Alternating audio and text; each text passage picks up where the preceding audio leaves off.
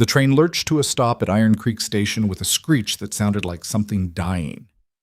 Evelyn Mercer stood in the narrow corridor between cars, gripping the wall because her legs had forgotten how to hold her up. Through the smudged window, she could see the platform, raw wooden planks, a handful of people waiting, mountains in the distance that looked like they could crush the whole world flat. Her wedding dress hung on her frame like a burial shroud. The silk that had once been ivory now carried rust-colored stains across the bodice. Some of it was blood. Some of it was mud from crawling through a garden at 3 a.m. Some of it was sweat and fear, and 4 years of hell she couldn't wash out no matter how hard she scrubbed in the train's tiny washroom. The conductor passed behind her, his keys jangling. He hadn't looked at her directly since Denver. Nobody had. "This your stop, ma'am?" His voice was careful, like he was talking to something that might bite. Evelyn nodded. She couldn't make words come out yet. "You, He cleared his throat. "You got someone meeting you?" "I don't know." It was the first thing she'd said out loud in 3 days. The conductor nodded quickly and moved past her, clearly relieved to have the conversation end. Through the window, she watched him step down onto the platform and immediately turned to speak with the station master, both of them glancing back at her. She knew what she looked like. She'd caught her reflection in a window somewhere outside Cheyenne. Hollowed-out cheeks, dark circles under her eyes that looked like bruises, hair that had given up trying to stay pinned. And the dress. Always the dress, announcing her shame to everyone who saw it. The door mechanism clicked. She had to move. Evelyn forced her feet forward, one step and then another, until she reached the door and the metal stairs leading down. The Wyoming wind hit her face like a slap, cold and sharp, and so clean it hurt her lungs. She'd forgotten what clean air felt like. Her boot touched the platform. The station master stopped mid-sentence and stared. A woman holding a basket of vegetables turned to look, then immediately turned away, pulling her daughter close. 2 men by the water tower went silent. Evelyn stood there, swaying slightly, holding a small carpet bag that contained everything she owned. A change of underclothes, a hairbrush with half its bristles missing, and a photograph so worn the faces were almost smooth. "Jesus Christ," someone muttered. She scanned the platform, looking for the one face she needed to see. 4 years. 4 years since they'd ripped her out of Wyatt Hale's arms and dragged her back to Boston. 4 years since they'd locked her in that place with its white walls and its doctors who smiled while they wrote down lies about her sanity. 4 years since they told her the baby was dead, but he wasn't dead. She knew he wasn't dead because 3 months ago, a nurse had gotten drunk and let the truth slip through whiskey-loosened lips. The baby had lived. They'd given him to Wyatt and told everyone she'd abandoned them both. Her eyes caught movement near the station house. A man crouched down, working on something mechanical, his back to her. Tall, broad shoulders, dark hair that needed cutting. She knew that shape like she knew her own heartbeat.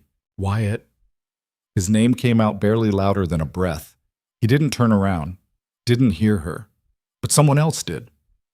A small boy, maybe 4 years old, stood near the station door holding a wooden horse.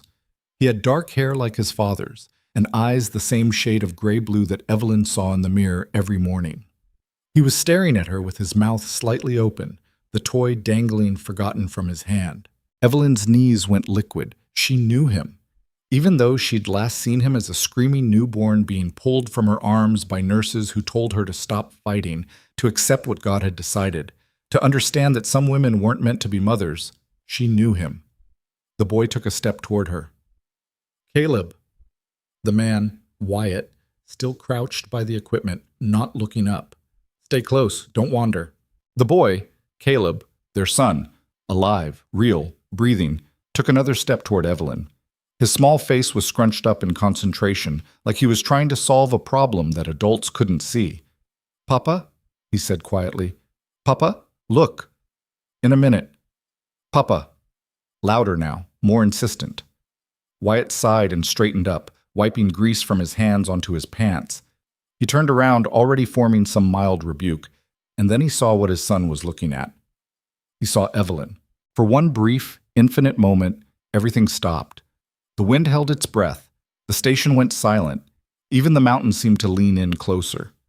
Wyatt Hale's face went through a series of changes so fast they almost blurred together. Shock, recognition, disbelief, and then something that looked like pain before it hardened into stone. "No," he said. Just that one word, flat and final. Evelyn tried to speak, but her throat closed up. Caleb was still staring at her with that strange, intent expression. Slowly, he lifted one small hand and pointed directly at her chest. "That's my mama," he said. The words hit the platform like a gunshot. Several people gasped. The woman with the vegetable basket actually stumbled backward. Wyatt went perfectly still, his face draining of color. "Get in the house, Caleb." His voice was dangerously quiet. "But Papa—" "Now." The boy's face crumpled, but he obeyed, running toward a small building at the edge of the station grounds. He kept looking back at Evelyn as he went, his confusion written in every line of his small body. Wyatt walked toward her. Each step was measured, controlled, but Evelyn could see the fury coiled in his shoulders, in the set of his jaw. He stopped 3 feet away, close enough that she could see the new lines around his eyes, the gray starting at his temples, the scar above his left eyebrow that hadn't been there 4 years ago. "You're not real," he said. "You're not here." "I'm here," her voice cracked. "Wyatt, I'm here." "No." He shook his head, backing up a step. "You don't get to do this. You don't get to show up like—" He gestured at her dress, his lip curling. "Like what? Like some kind of tragic figure. You left. You made your choice." "I didn't—" "You left!" The words came out like bullets. "You got on that train back to Boston, and you never wrote, never sent word, never fought to come back.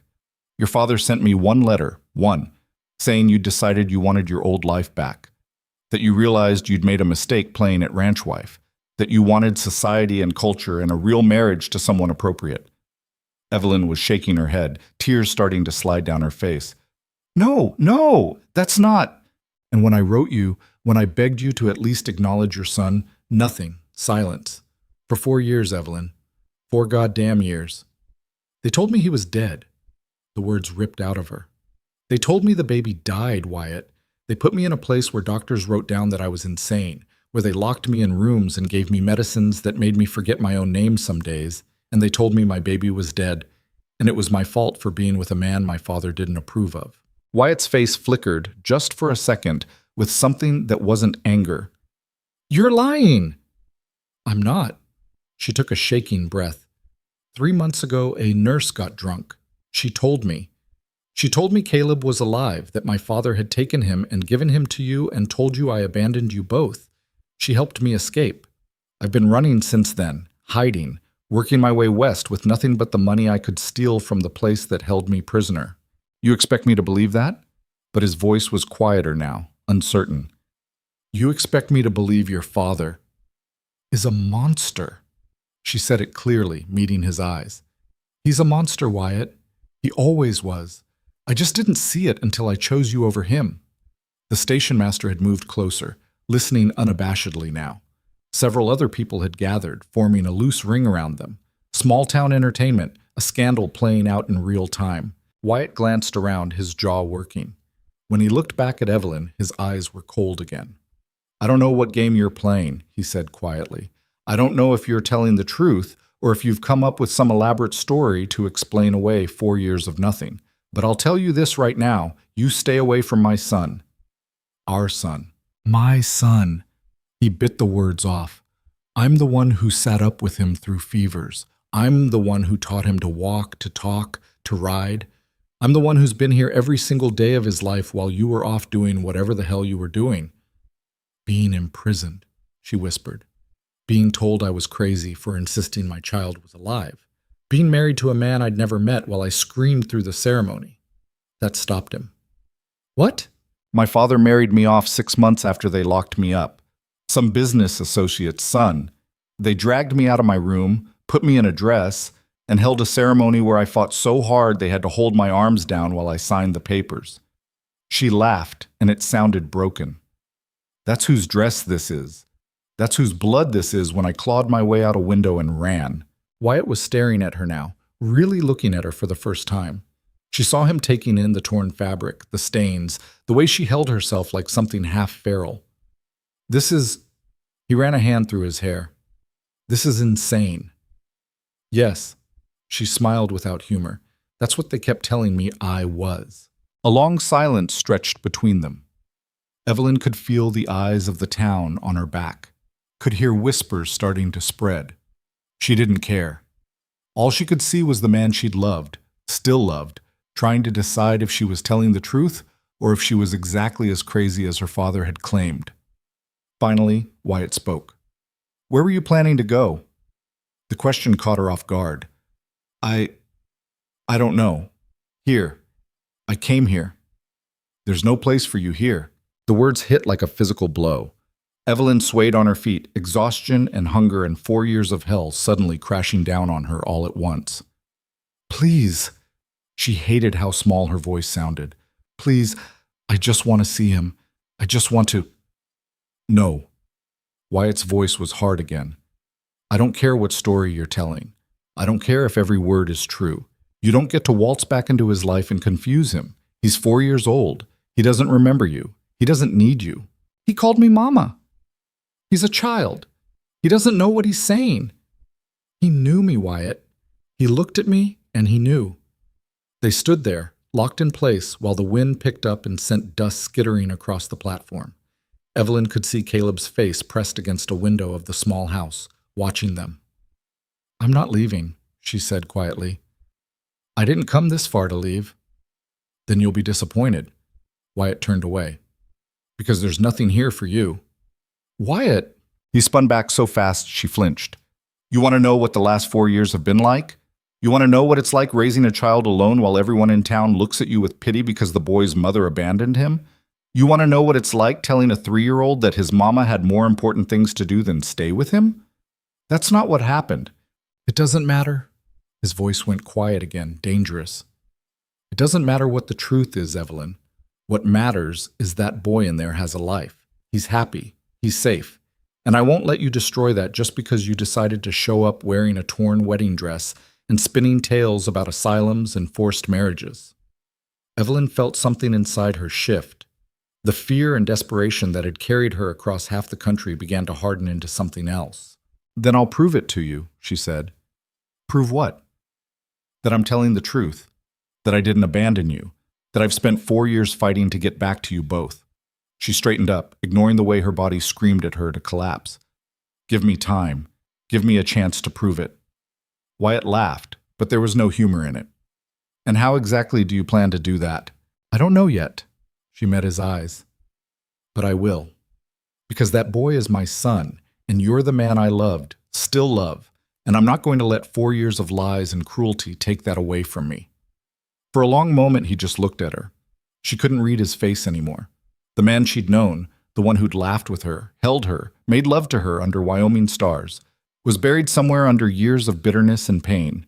"There's a boarding house 2 streets over," he finally said. "Mrs. Chen runs it. She might have a room." It wasn't permission, it wasn't acceptance, but it wasn't an outright refusal either. "Thank you," Evelyn whispered. Wyatt turned and walked toward the house without another word. She watched him go, watched him disappear through the door where Caleb was waiting. Through the window, she saw the boy throw his arms around his father's legs, saw Wyatt crouch down and pull him close. The station master cleared his throat. "Ma'am, I can point you toward Mrs. Chen's place if you need directions." Evelyn looked at him. He was older, weathered, with kind eyes that didn't quite hide his uncertainty about what he'd just witnessed. "Thank you," she managed. He gave her directions, simple ones, this was a small town, and then everyone slowly dispersed, leaving her standing alone on the platform with her carpet bag and her ruined dress and a weight of exhaustion so profound she wasn't sure she could make it 2 streets. But she did. 1 foot in front of the other, past buildings that looked like they'd been thrown together quickly and might blow away in a strong wind, past people who stared and whispered, past a saloon where men stopped talking to watch her pass. Mrs. Chen's boarding house was a narrow 2-story building with peeling paint and a crooked sign. Evelyn climbed the steps and knocked. The woman who opened the door was small and thin, with sharp eyes that took in everything about Evelyn in one quick sweep. "I need a room," Evelyn said. Mrs. Chen looked at her for a long moment. "You're the woman from the train." It wasn't a question. "Yes." "The one claiming to be Wyatt Hale's wife?" "I'm not claiming anything." Evelyn's voice was steady despite how unsteady she felt. I am his wife. Or I was, before my father had me declared dead and married me off to someone else. Mrs. Chen's eyebrows rose slightly. That's quite a story. It's the truth. Truth or not, you got money for a room? Evelyn reached into her carpet bag and pulled out the small cloth purse she'd been guarding since Denver. Inside were the last of the coins she'd earned working in a laundry, cleaning floors, doing anything that paid. She counted them out, barely enough for a week, maybe less. Mrs. Chen took the money without comment. Room at the end of the hall, second floor, shared washroom. Meals are extra. No men allowed upstairs, no drinking, no noise after 10. Thank you. Don't thank me yet. Mrs. Chen stepped aside to let her in. You're already the most talked about person in Iron Creek, and you've been here less than an hour. That kind of attention doesn't usually end well. Evelyn nodded and climbed the stairs. Each step felt like climbing a mountain. The room was tiny, a narrow bed, a washstand, a chair with a broken spindle, a window that looked out onto an alley, but it had a door that locked and walls that weren't white and medical, and that was enough. She set down her bag, walked to the window, and looked out toward the direction of the station house.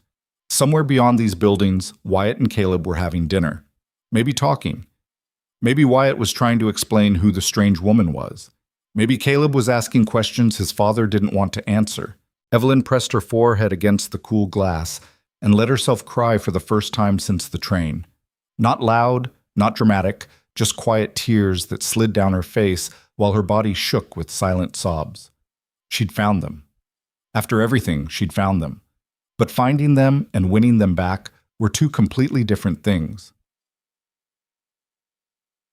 Balpalmk. The next morning, Evelyn woke to sunlight cutting across her face and the smell of breakfast cooking somewhere below. For one confused moment, she didn't know where she was. Then it all came rushing back, the train, the station, Wyatt's face when he saw her, Caleb's small voice saying, "That's my mama." She sat up slowly. Every muscle in her body ached. Years of being sedated and confined hadn't prepared her for traveling across half the country with barely any money or rest. The dress was still on the chair where she'd draped it last night. Looking at it made her stomach turn. She pulled out her other clothes, a simple gray skirt and white shirtwaist that the laundry woman in Cheyenne had given her in exchange for 3 days' work. They were plain, worn, but clean. Normal. She put them on and felt like slightly less of a spectacle. Mrs. Chen was in the kitchen when Evelyn came downstairs. The older woman glanced at her but didn't comment on the change in clothing. "Breakfast is 25 cents, she said. Coffee's included." Evelyn's remaining money amounted to about $3. She needed it to last as long as possible until she figured out what came next. But she also needed to eat. She couldn't remember the last real meal she'd had. "Just coffee, please." Mrs. Chen gave her a look that suggested she knew exactly how little money Evelyn had left, but she poured the coffee without arguing. Evelyn wrapped her hands around the cup and let the heat sink into her palms. "You planning to stay in Iron Creek long?" Mrs. Chen asked. "I don't know. You should know that Wyatt Hale is respected here. He's had a hard few years, raising that boy alone, keeping his ranch going. Folks are protective of him. I'm not here to hurt him. Maybe not on purpose." Mrs. Chen wiped down the counter with sharp, efficient movements. "But hurt has a way of happening regardless of intentions." Evelyn sipped her coffee and didn't argue. There was no point. She spent the morning walking around Iron Creek, trying to get her bearings. It was smaller than she'd imagined, one main street with shops and businesses, residential areas spreading out like spokes, and beyond that, the ranches and open land that went on forever. The mountains loomed in every direction, making her feel simultaneously insignificant and trapped. People stared. Some pretended not to, but she could feel their eyes following her, could hear the whispers that stopped when she got too close. The woman from the train, Wyatt Hale's abandoned wife, the one in the wedding dress. She found the general store and went inside, not because she needed anything, but because she wanted to see if anyone would talk to her. The shopkeeper, a middle-aged man with suspicious eyes, watched her browse without saying a word. "Do you sell writing paper?" she finally asked. Back corner. He didn't move to help her find it. She located it herself, cheap lined paper and a pencil for 10 cents total. Her money was disappearing fast. At the counter, the shopkeeper rang up her purchase without meeting her eyes. As he handed over the change, he finally spoke. "You're making a mistake staying here." Evelyn looked at him. "Excuse me?" "Wyatt Hale doesn't want you here. The boy doesn't need the confusion. You showing up like you did, it's not right. It's not fair to them. You don't know anything about what's right or fair. I know that man raised his son alone for 4 years while you were off, being imprisoned." She said it clearly, loud enough that the 2 other customers in the store turned to look. "Being locked in an asylum by my father and forced to marry a stranger. So no, I wasn't off anywhere. I was fighting to survive and get back to my family." The shopkeeper's face flushed. "That's quite a claim. It's the truth. Even if it is, you can't just..." "Can't just what?" Evelyn leaned forward. "Can't just want my son back? Can't just refuse to let lies and money and powerful men destroy my life? Can't just fight for what's mine?" The silence in the store was absolute. "You should leave town," the shopkeeper said quietly, "before you make things worse." Evelyn picked up her paper and pencil and walked out without responding. Her hands were shaking, but not from fear. From anger. Pure, clean anger that felt almost good after years of numbness and confusion. She made it halfway down the street before she had to stop and lean against a building, breathing hard. The anger was fading, leaving exhaustion and desperation in its wake. "You okay, miss?" Evelyn looked up. A young woman stood a few feet away, holding a basket of vegetables. She had a kind face and eyes that held more curiosity than judgment. "I'm fine," Evelyn managed. "You're the one who arrived yesterday, on the train." "Yes." The woman hesitated, then stepped closer. "I'm Sarah Brennan. My husband works at the lumber mill. We live on the edge of town." Evelyn Mercer. The name felt strange in her mouth. She wasn't sure what her legal name even was anymore. "I heard what you said in the store just now." Sarah glanced around, then lowered her voice. "About being imprisoned. I shouldn't have said it like that. I'm making enemies before I even... My aunt was put in one of those places." Sarah's voice was quiet but firm. "By her husband, after she tried to leave him. They kept her there for 2 years. When she finally got out, she wasn't the same. So when you say you were imprisoned..." She met Evelyn's eyes. "I believe you." Evelyn felt something crack open in her chest. "Thank you. Most people here won't, though. They know Wyatt. They trust him. And you're..." Sarah gestured vaguely. "You're the unknown. The scandal." "I know." "What are you going to do?" "I don't know." Evelyn laughed shakily. "I don't have money. I don't have proof. All I have is the truth, and that doesn't seem to be enough." Sarah was quiet for a moment, thinking. "There's a woman who might hire you, Mrs. Patterson. She runs the laundry on the west side of town. She's always looking for help, and she doesn't ask too many questions." "Thank you. Really." Sarah nodded and started to walk away, then turned back. "That little boy, Caleb, he's sweet. Wyatt's done a good job with him. Just be careful. However this works out, don't break that child's heart." "I won't," Evelyn whispered. "He's my son. I'd die before I'd hurt him." She found the laundry easily enough. Mrs. Patterson was a large woman with arms like tree trunks and a face that suggested she didn't suffer fools. Evelyn explained that she needed work, didn't mention anything about Wyatt or Caleb or why she was in Iron Creek. Mrs. Patterson looked her up and down. "You ever done laundry work before?" "Yes." "In Cheyenne, in Denver, in every town where she'd had to stop and earn a few dollars to keep moving west. It's hard work, hot. Your hands will crack and bleed if you're not careful." "I don't mind." "Pay is 50 cents a day. You work 6 days, you get $3 at the end of the week." It wasn't much, it wasn't nearly enough, but it was something. "I'll take it. Start tomorrow, 6 in the morning." Mrs. Patterson went back to the massive tub of steaming water she'd been stirring. "Don't be late."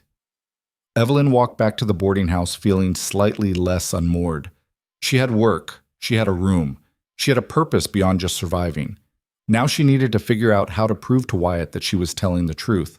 That evening, she sat in her small room and tried to write down everything she could remember: dates, places, names of doctors and nurses who had participated in her imprisonment.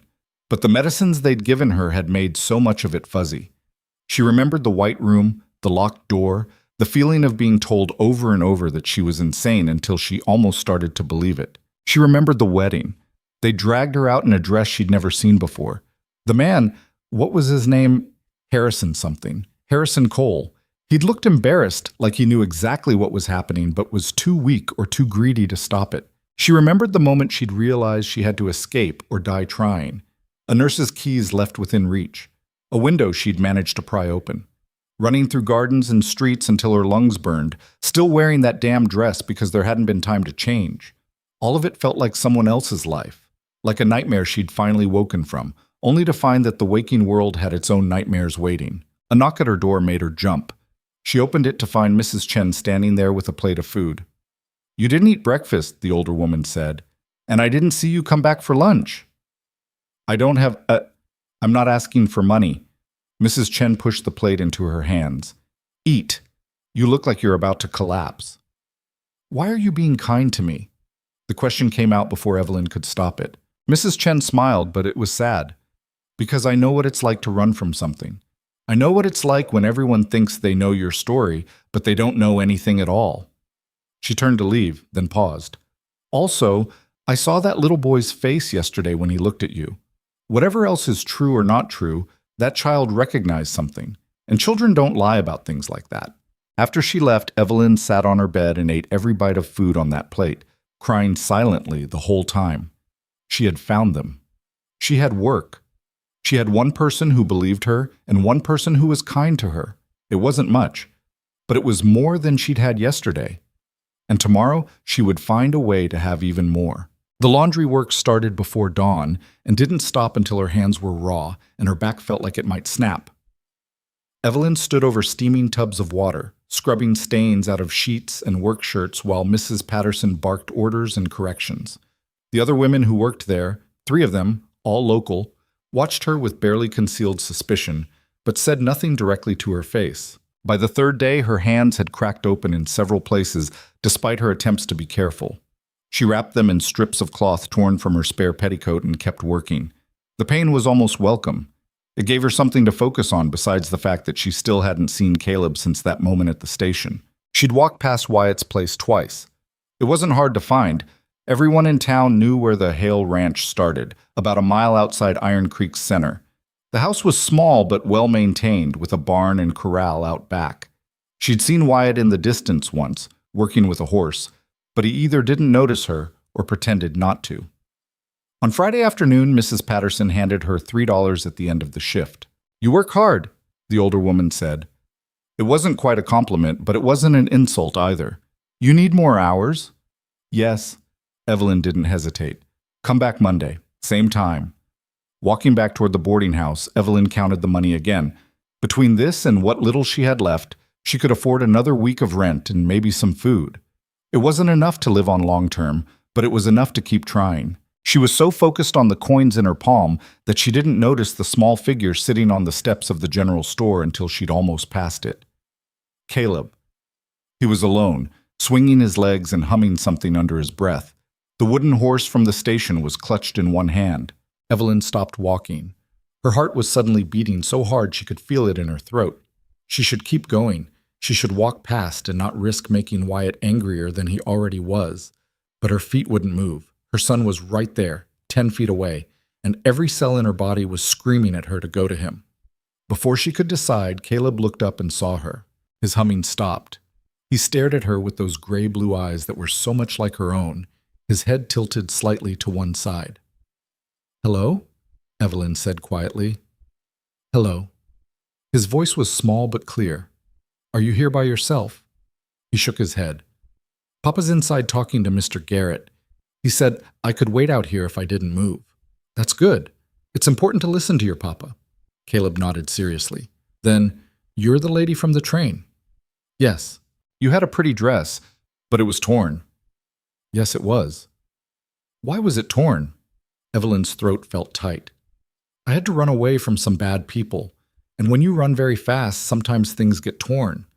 He considered this with the gravity only a 4-year-old could muster. "Papa says I shouldn't talk to strangers." "Your papa is very smart. You should always listen to him." "But you're not a stranger," Caleb said. "I know you." The words hit her like a physical thing. Do you? I think so. He frowned, struggling with something he couldn't quite name. I had a dream about you once. You were singing a song, a sad song, but nice. Evelyn felt tears starting and blinked them back hard. She had sung to him every night when he was a baby, before they'd taken him. A lullaby her mother had taught her, about stars and mountains and being safe in the dark. What song was it? She asked, barely managing to keep her voice steady. I don't remember the words. He started humming again, and the melody was right. It was exactly right. That's a beautiful song, Evelyn whispered. Do you know it? I do. Can you sing it? She shouldn't. She absolutely should not sing that song to this child right now. But looking at his face, open, curious, with no idea who she really was, she couldn't stop herself. Stars up above you, mountains all around, she sang softly. Sleep, little darling, safe on solid ground. The wind may blow hard and the night may be long, but you're wrapped up in love and you're brave and you're strong. Caleb's mouth fell open. That's it. That's the song from my dream. It's a very old song, Evelyn said, trying to keep her voice from shaking. Lots of people know it. Papa doesn't know it. I asked him once. Before she could respond, the store door opened and Wyatt stepped out. He was mid-sentence, saying something to the man behind him, when he saw Evelyn standing there talking to his son. His face went hard instantly. Caleb, get over here, now! The boy jumped up immediately, responding to the tone rather than the words. He ran to his father's side, and Wyatt put a protective hand on his shoulder while keeping his eyes locked on Evelyn. What do you think you're doing? His voice was dangerously quiet. I was walking past. He spoke to me. Stay away from him. I didn't approach him. I swear. Wyatt crouched down to Caleb's level. What did she say to you? Nothing bad, Papa. She just talked to me, and she knows the song from my dream. Wyatt's jaw clenched. He stood up slowly. Go wait by the wagon. But, now, Caleb. The boy walked away reluctantly, looking back at Evelyn several times. Once he was out of earshot, Wyatt moved closer to her, his voice low and harsh. I told you to stay away from him. He was sitting there. I stopped. He spoke first. I don't care who spoke first. I don't care what excuse you have. You do not talk to my son. Our son. He's not yours. The words came out like a slap. You don't get to claim him just because you gave birth to him. You don't get to confuse him with songs and stories and whatever the hell else you're planning. I'm not planning anything. She stopped, trying to find words that wouldn't make this worse. He hummed that song, the one I used to sing to him when he was a baby. He remembered it, Wyatt. Something flickered across his face but was gone before she could read it. Children remember things wrong all the time, he said. It doesn't mean anything. He knew me at the station. He knows me now. Some part of him remembers. Stop. He held up a hand. Stop trying to make this into something it's not. You want to know what I think? I think you heard about us somehow. I think you did your research, learned whatever you could, and came here with a rehearsed story designed to manipulate us. And I think you're dangerous. The accusation stung worse than anything else he'd said. You really believe that? Her voice came out smaller than she wanted. You really think I would do that? I don't know what you would do. I thought I knew you once, but that woman left 4 years ago. I don't know who you are now. Evelyn took a breath, steadying herself. Then let me prove it to you. How? Give me 1 week. He stared at her. What? Give me 1 week to prove I'm telling the truth. Let me be around. Not constantly, not interfering with your life, but around. Let me work. Let me exist in this town. Let me show you that I'm not lying about who I am or what happened to me. Absolutely not. Then what? She felt desperation rising in her chest. You want me to just leave? Disappear again? Go back to Boston and let them lock me up for good this time? That's not my problem. Yes, it is. She stepped closer, not caring that they were on a public street where anyone could see. It is your problem, because whether you believe me or not, I am that boy's mother. I carried him, I gave birth to him, I loved him before I even met him, and I have spent 4 years fighting to get back to him. 4 years of hell that you can't even imagine. So yes, Wyatt, It is your problem because I'm not going anywhere. He was looking at her with something she couldn't quite identify. Anger still, but underneath it something else. Uncertainty, maybe. Or memory. 1 week, she said again. 7 days. If at the end of it you still think I'm lying, I'll leave. I swear it. I'll get on a train and you'll never see me again. And what exactly do you plan to do during this week? I don't know yet. Work, live, exist, whatever it takes to show you who I really am. Wyatt was quiet for a long time. She could see him thinking, weighing options, trying to figure out the trap. You don't come to the house, he finally said. You don't approach Caleb without me present. You don't try to tell him who you are or fill his head with ideas about mothers and families and things he doesn't understand. Okay? And at the end of the week, if I'm not convinced, you leave. No arguments, no scenes, no dramatics. You just go. Yes, I mean it, Evelyn. 1 week, that's all you get.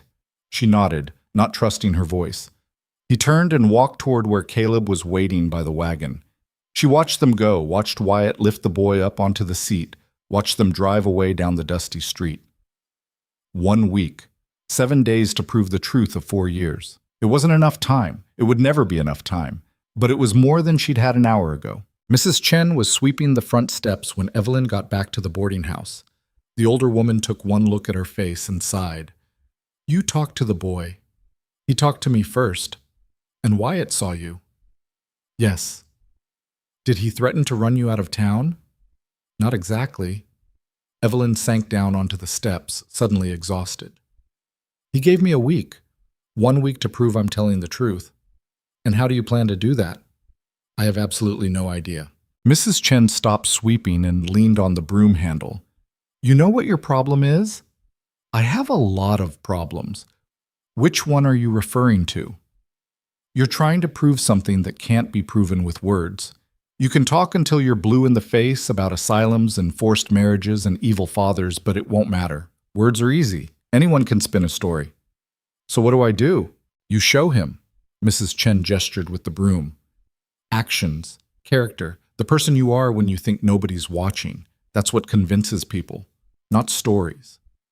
Evelyn thought about that while lying in bed that night, staring at the ceiling and listening to sounds of the town settling into sleep. Mrs. Chen was right.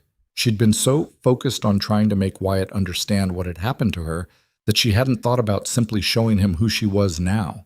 She'd changed. The asylum had broken parts of her that would never fully heal, but it had also made her harder, more determined, less willing to accept what other people decided her life should be. The Evelyn who had loved Wyatt 5 years ago had been softer, younger. She'd believed that love was enough to overcome anything. She'd been wrong about that, but maybe she'd been right about everything else. The next morning was Saturday. No work at the laundry. Evelyn woke early anyway, dressed in her worn clothes, and walked out toward where the ranches began. She didn't go to Wyatt's place. She'd promised not to approach without permission, but there were other ranches, other places where someone might need an extra pair of hands for day work. The first 3 places she tried sent her away without even listening to what she wanted.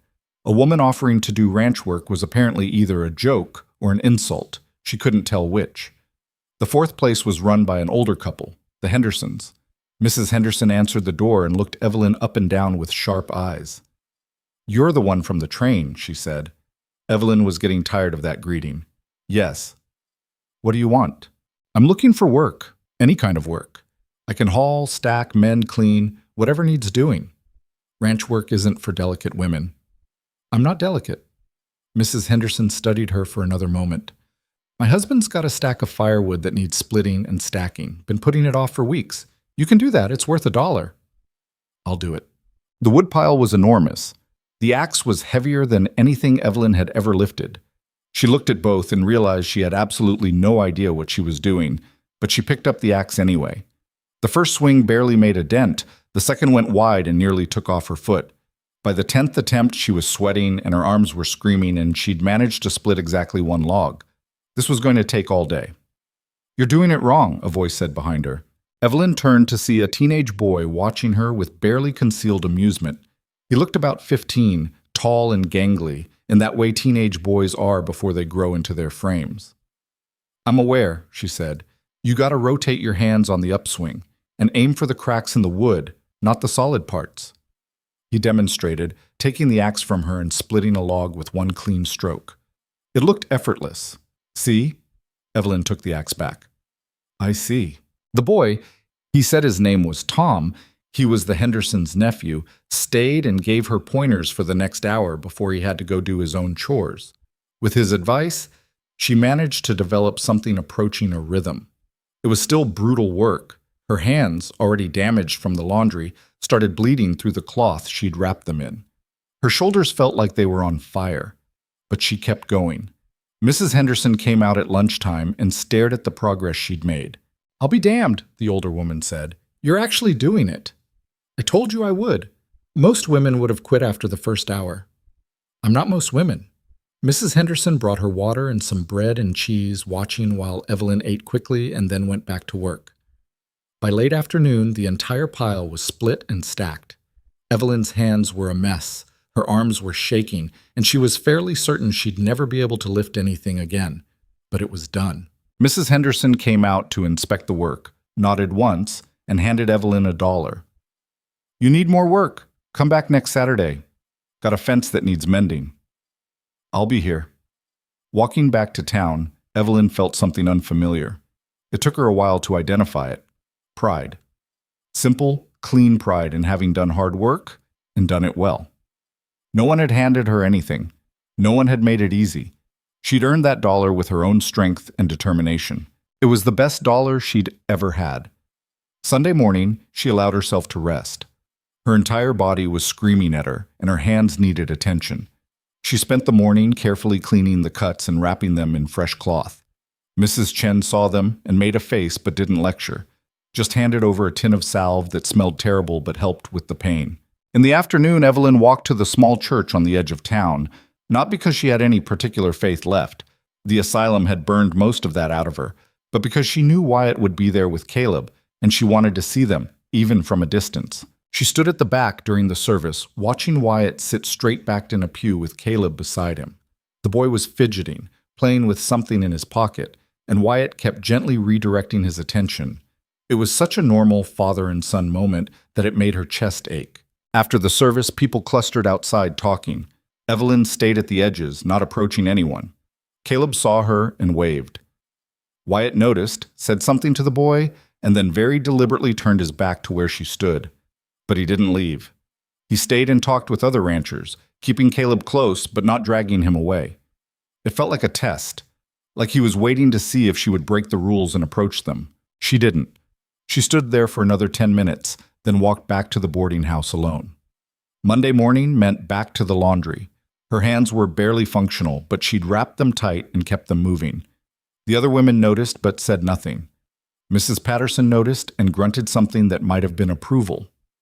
That evening, Sarah Brennan found her walking home. I heard you split wood at the Henderson place, Sarah said. The whole town's talking about it. They're talking about me no matter what I do. True, but this time they're talking about how you worked for 12 hours straight and didn't quit. Sarah smiled slightly. That's better than the alternative. I suppose. There's a dance on Friday at the community hall. You should come. Evelyn looked at her. Why would I do that? Because if you keep hiding and skulking around the edges of town, people will keep treating you like you're ashamed of something. But if you show up and hold your head high, act like you belong here, eventually some of them will start to believe it. And what about the ones who won't believe it no matter what? To hell with them. Sarah said it cheerfully. You can't win everyone over, but you can win over enough people that the others don't matter as much. The week crawled forward. More laundry work, more bleeding hands. More nights of collapsing into bed so tired she couldn't even remember her dreams. On Wednesday, she saw Wyatt at the general store. He nodded to her once, just a brief acknowledgement of her existence, before going about his business. It was the most civil he'd been since she arrived. Thursday afternoon, while walking back from the laundry, she heard someone crying. Following the sound, she found Caleb behind the livery stable, sitting in the dirt with tears streaming down his face. She should walk away. She should get an adult, find Wyatt, not risk breaking her promise. But he was her son and he was crying, and nothing in the world could have made her walk away from that. Caleb, what's wrong? He looked up, his face blotchy and miserable. I lost it. Lost what? My horse, the wooden one. Papa made it for me when I was 3 and I lost it, and he's going to be so mad. I'm sure he won't be mad. Yes, he will. He told me to be careful with my things, and I wasn't careful, and now it's gone. Fresh tears spilled over. Evelyn crouched down beside him, ignoring the protest from her exhausted legs. When did you last have it? This morning, at the store, but now I can't find it anywhere. Okay, let's think. Where did you go after the store? Between hiccuping sobs, Caleb listed the places. The store, then the feedlot, then the smithy, then here. Evelyn took his hand, his small, perfect hand, and together they retraced his steps. They found the horse at the feedlot, half buried in straw. Caleb's face lit up like Christmas morning. You found it. You found it, Evelyn corrected gently. You just needed help remembering where to look. He clutched the toy to his chest, then looked up at her with complete trust. Thank you. You're welcome. Will you teach me your song, the one you sang before? I keep trying to remember all the words, but I can't. Evelyn's throat went tight. I don't know if your papa would... Please, it's such a pretty song. She was going to refuse. She was going to explain that it wasn't her place. But then she looked at his hopeful face, this child who didn't know she was his mother, but somehow knew he could trust her, and she couldn't say no. Okay, but just once. She sang it through while he listened intently, his lips moving as he tried to memorize the words. When she finished, he sang it back to her, getting most of it right. That's perfect, she said. Will you teach me more songs? She stopped, hearing footsteps behind them. Wyatt stood 10 feet away, frozen in place, his face unreadable. She had no idea how long he'd been there or what he'd heard. Papa? Caleb ran to him, holding up the wooden horse. I found it. The lady helped me look, and we found it at the feedlot, and she taught me the rest of the song. Wyatt looked at his son, then at Evelyn, then back at Caleb. That's good, buddy. Why don't you go wait for me at the wagon? I need to talk to the lady for a minute. Caleb ran off, singing the lullaby under his breath. Evelyn stood up slowly, preparing for Wyatt's anger. But he didn't look angry. He looked tired. He was crying, she said quickly. I heard him, and I couldn't just... I know. He held up a hand. I saw you from across the street. I saw you help him look. I didn't break the rules. I didn't tell him anything, or... I know. He was quiet for a moment. That song, the one you taught him. My mother used to sing it. Evelyn blinked, confused. What? When I was little. That's how you knew it too, isn't it? I taught it to you back before... He gestured vaguely. Before everything. She'd forgotten that. In the chaos of the last 4 years, she'd forgotten that he was the one who taught her that lullaby, that it had been his mother's song first. I didn't teach it to him because I wanted to manipulate you, she said quietly. I taught it to him because he asked, and because it's a beautiful song, and because I remember how it made me feel safe when you sang it to me. Wyatt looked at her for a long moment. Really looked at her, maybe for the first time since she'd arrived. He saw the ruined hands, the exhaustion written in every line of her body, the way she held herself like someone who'd learned to expect pain but refused to flinch from it. The week's almost up, he said. I know. I haven't decided yet about whether I believe you. I know that too. But you've... He struggled for words. You haven't acted like someone running a con. You've worked yourself half to death, kept your distance like you promised, and just now with Caleb, you could have used that moment to tell him who you are. You could have tried to turn him against me. You didn't. Because I'm not trying to take him from you, Evelyn said. I'm trying to be part of his life. That's different. Wyatt nodded slowly. Come to the ranch tomorrow, late afternoon, after you're done at the laundry. There's something I want to show you. He walked away before she could respond, leaving her standing there trying to figure out what had just happened.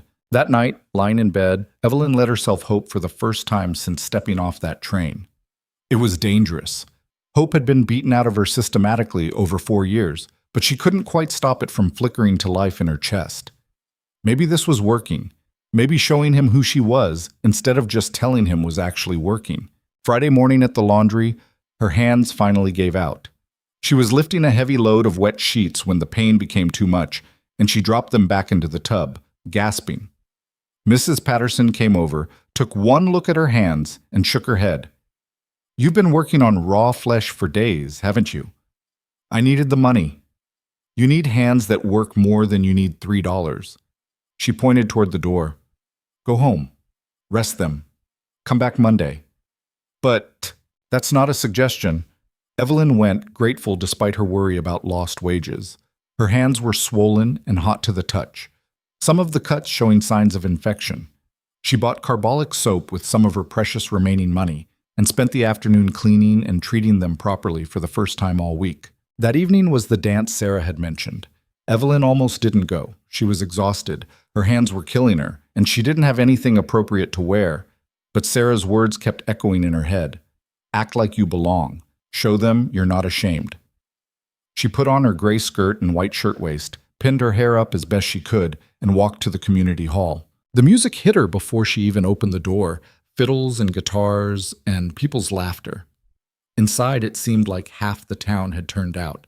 Families clustered at tables, young people dancing, children running between the adults' legs. And there, on the far side of the room, was Wyatt, with Caleb perched on his shoulders, both of them watching the dancers. Evelyn stayed near the door, uncertain. Several people noticed her, and the whispers started immediately, but she kept her head up and her expression neutral. She wasn't here to convince anyone of anything. She was just here. Sarah found her within minutes. You came. You made it sound important. It is important. Come on, let's get some punch. For the next hour, Sarah basically gave her a crash course in Iron Creek social politics. Who to avoid? Who might be sympathetic? Which families had their own scandals they didn't want examined too closely. It was exhausting but useful. Evelyn was standing by the punch table, half listening to Sarah tell a story about the blacksmith's wife when Caleb appeared at her elbow. Hello, he said solemnly. Hello. Evelyn glanced around, looking for Wyatt. Papa's talking to Mr. Henderson about cattle. He said I could walk around, but I had to stay where he could see me. That's good advice. Do you dance? The question caught her off guard. I used to. I haven't in a long time. Papa doesn't dance much either. He says he's got 2 left feet. Caleb looked at her seriously. That's not really true, though. I checked. He's got 1 left and 1 right, just like normal. Evelyn couldn't help it. She laughed, really laughed, for the first time in longer than she could remember. Caleb grinned, pleased with himself. You have a nice laugh, he said. Before she could respond, Wyatt appeared. He looked between her and Caleb, his jaw tight. Caleb, what did I tell you about? I know, Papa. I stayed where you could see me. You can see me right now. Wyatt's mouth twitched slightly, fighting a smile. Fair point. But let's give the lady some space, okay? Okay. Caleb looked at Evelyn. Will you be at the ranch tomorrow? Papa said you were coming. Yes, I'll be there. Good. Bye. He ran off, leaving her and Wyatt standing there awkwardly while couples danced past them. He likes you, Wyatt said quietly. He's easy to like. I meant. He stopped, started again. You're good with him. Natural. Like you've done it before. I've thought about it every day for 4 years. The words came out before she could stop them. Every single day, I wondered what he looked like, what he sounded like, if he was happy, if he remembered me at all. Wyatt was quiet for a long moment. That song, the lullaby. He's been singing it non-stop since you taught it to him. This morning, I caught him teaching it to his toy horse. Evelyn smiled despite the ache in her chest. He's a sweet boy. Yeah. Wyatt looked at his son across the room. He is. They stood there in silence while the music played and people danced and the evening stretched on around them. It wasn't comfortable exactly, but it wasn't hostile either. It was something in between, a fragile truce built on uncertainty and 7 days of her refusing to give up. Tomorrow, Wyatt finally said. Come around 4. There's something you need to see. He walked away before she could ask what it was, leaving her standing there with her ruined hands and her worn dress and a tiny, dangerous flame of hope burning brighter with every passing moment. The walk to Wyatt's ranch the next afternoon felt longer than it actually was. Evelyn's hands were still wrapped in cloth, though they hurt less after a day of rest. Her heart was beating too fast, her mouth dry. She had no idea what Wyatt wanted to show her, and the uncertainty was eating at her. The ranch house looked different up close than it had from the road. Smaller, more worn. The paint was peeling in places, and the front steps sagged slightly under her weight. But there were curtains in the windows and flowers planted along the walkway. Someone had tried to make it a home. She knocked on the door, heard footsteps inside, and then Wyatt opened it. He looked tired, his shirt sleeves rolled up, and his hair mussed like he'd been running his hands through it. "You came," he said. "You asked me to." He stepped aside to let her in. The interior was sparse but clean, a wooden table with mismatched chairs, a rocking chair by the fireplace, toys scattered in one corner where Caleb had clearly been playing. It looked like what it was, a man raising a child alone and doing his best with limited resources. "Where's Caleb?" Evelyn asked. "With the Hendersons for a few hours. I thought—" He stopped, started again. "I thought we should talk without him here." "Okay." Wyatt walked to a shelf near the fireplace and pulled down a wooden box. He set it on the table and stared at it for a moment before speaking. After I thought you left, I was angry, furious. I put everything that reminded me of you in this box and I was going to burn it, but I couldn't. I kept telling myself I'd do it tomorrow, and tomorrow became next week, and next week became next month, and he opened the box. I never did. Evelyn moved closer. Inside were letters, dozens of them, tied with string. A handkerchief with her initials embroidered in the corner.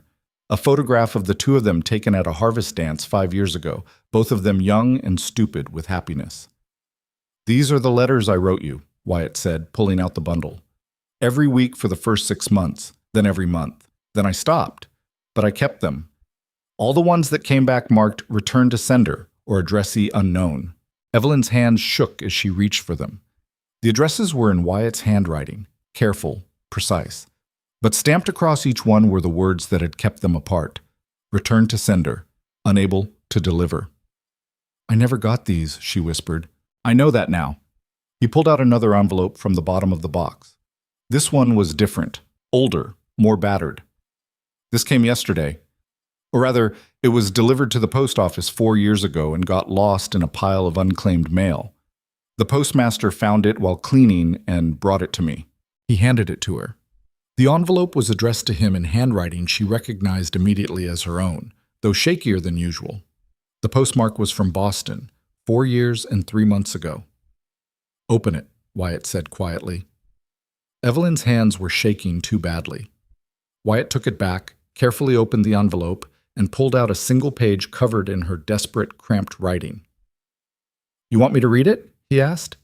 She nodded, not trusting her voice. Wyatt cleared his throat and began, "Wyatt, if you get this, please come for me. I don't know if my letters are reaching you. I don't know if you're getting any of them. They say I'm sick. They say I'm imagining things. They tell me the baby died and it's my fault for being hysterical during the birth. But I don't believe them. I can't believe them. I would know if he was dead. I would feel it. Please, if you ever loved me, if any of what we had was real, please come get me out of here. I'm at the Riverside Institute on Marlborough Street. They keep me in room 407. The windows have bars. I'm not crazy, Wyatt. I swear I'm not crazy. I just chose the wrong man to love according to my father. Please come, please. I'm so scared. I love you. I've always loved you. Evelyn. The silence after he finished reading was absolute.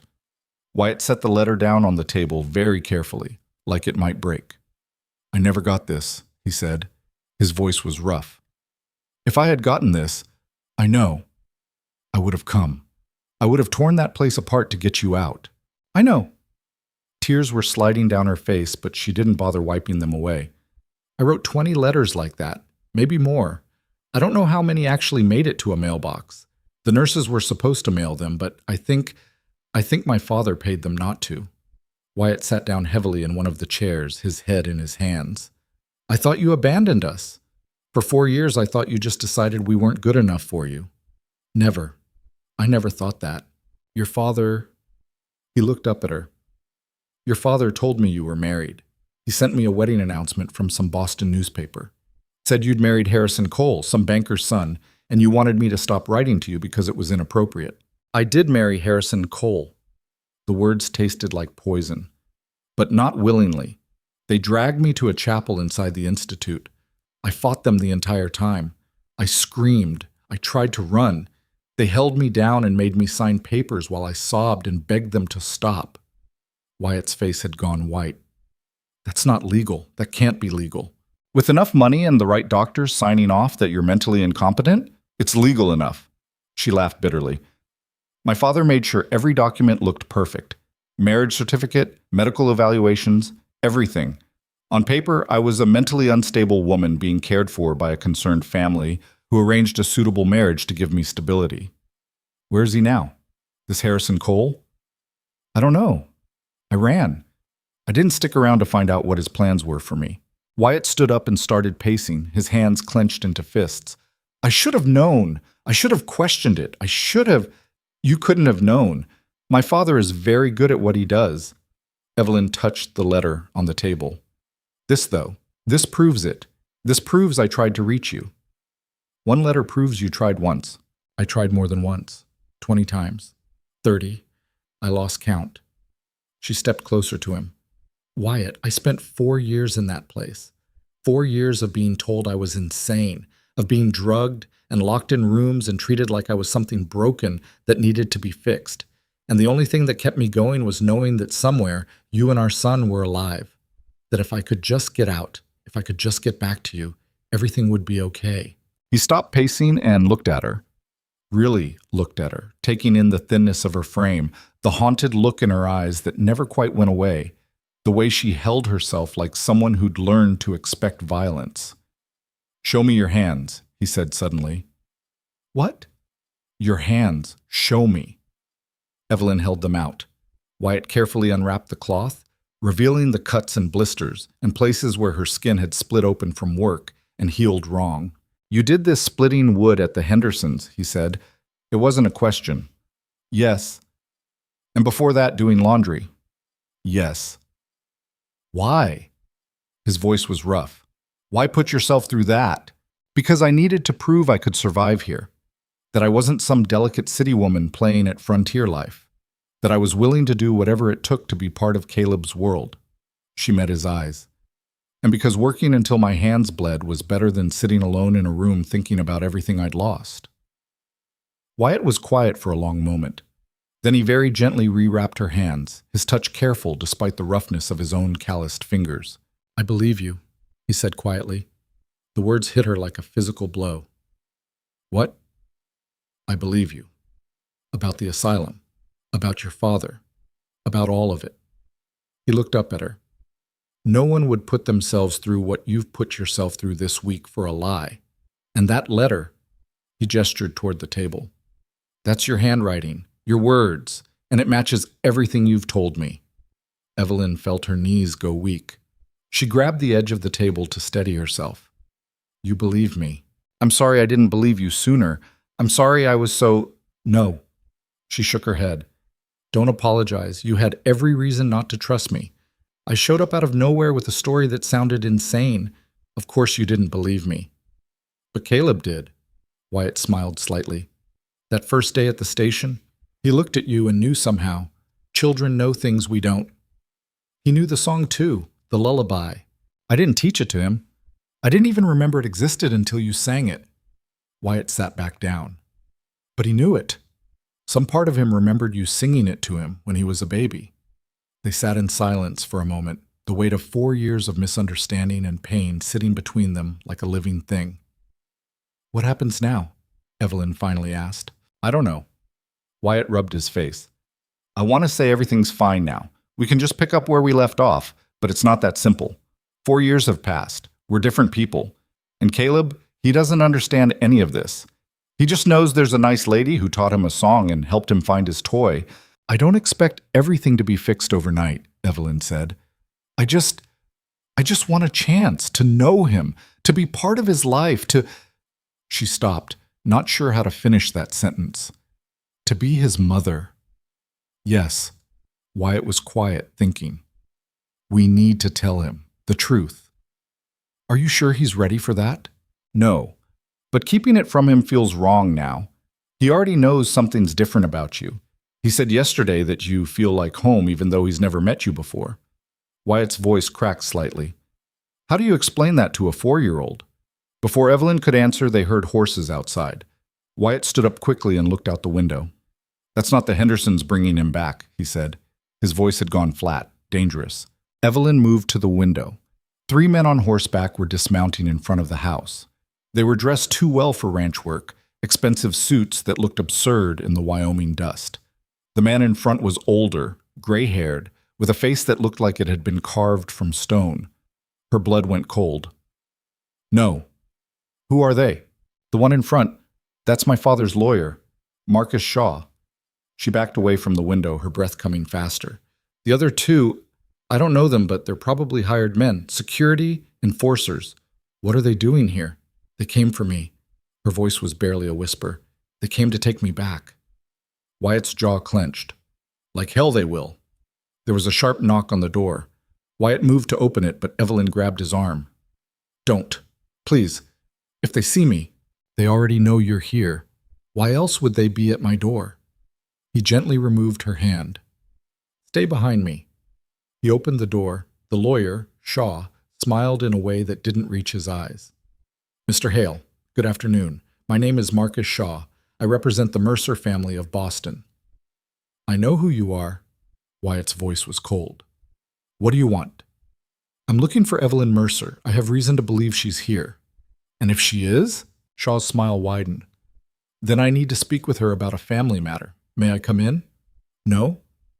Mr. Hale, I understand you may feel protective, but Mrs. Cole, that is Evelyn, is legally my client's daughter and his responsibility. She left a medical facility without permission, and we're here to ensure her safe return. She's not going anywhere. I'm afraid that's not your decision to make. Shaw pulled out a folded paper from his jacket. I have legal documentation here. Committal papers signed by 3 different physicians certifying that Evelyn is mentally unstable and requires institutional care. I also have proof of her legal marriage to Harrison Cole, which makes her his responsibility under law. Wyatt didn't take the papers. Those papers aren't worth anything here. I assure you, they're valid in all territories. I don't care. Wyatt's voice was hard as iron. She's not going with you. Shaw's pleasant expression finally cracked. Mr. Hale, I don't think you understand the gravity of... I understand perfectly. You're here on behalf of a man who imprisoned his own daughter, forced her into a fake marriage, and told her that her child was dead just to punish her for choosing a life he didn't approve of. So no, I don't think your papers or your threats mean a damn thing. One of the other men stepped forward. He was large, with a boxer's build and cold eyes. Maybe we should just take her. Try it. Wyatt didn't move, but something in his voice made the man hesitate. I've got a Winchester inside and 3 neighbors within shouting distance. You put one hand on her and you'll find out real quick how we handle things in Wyoming. Shaw held up a hand, stopping his man. Mr. Hale, let's be reasonable. Evelyn is ill. She needs help. Her family wants what's best for her. Her family wants her locked up and controlled. Evelyn stepped forward, coming to stand beside Wyatt. Her voice was shaking, but she kept it steady. What they don't want is for anyone to know the truth about what they did. Shaw's face went carefully blank when he saw her. Evelyn, I'm so glad to see you're safe. Your father has been extremely worried. My father has been extremely worried about his reputation. That's not true. He loves you. He wants me silent. She stepped forward, ignoring Wyatt's attempt to keep her back. He wants me locked away where I can't tell anyone what he did. Well, I'm not going back. I'm never going back. Evelyn, you're not well. You can't make these decisions. I'm perfectly well. What I'm not is obedient. She felt anger rising, burning away the fear. I won't be quiet anymore.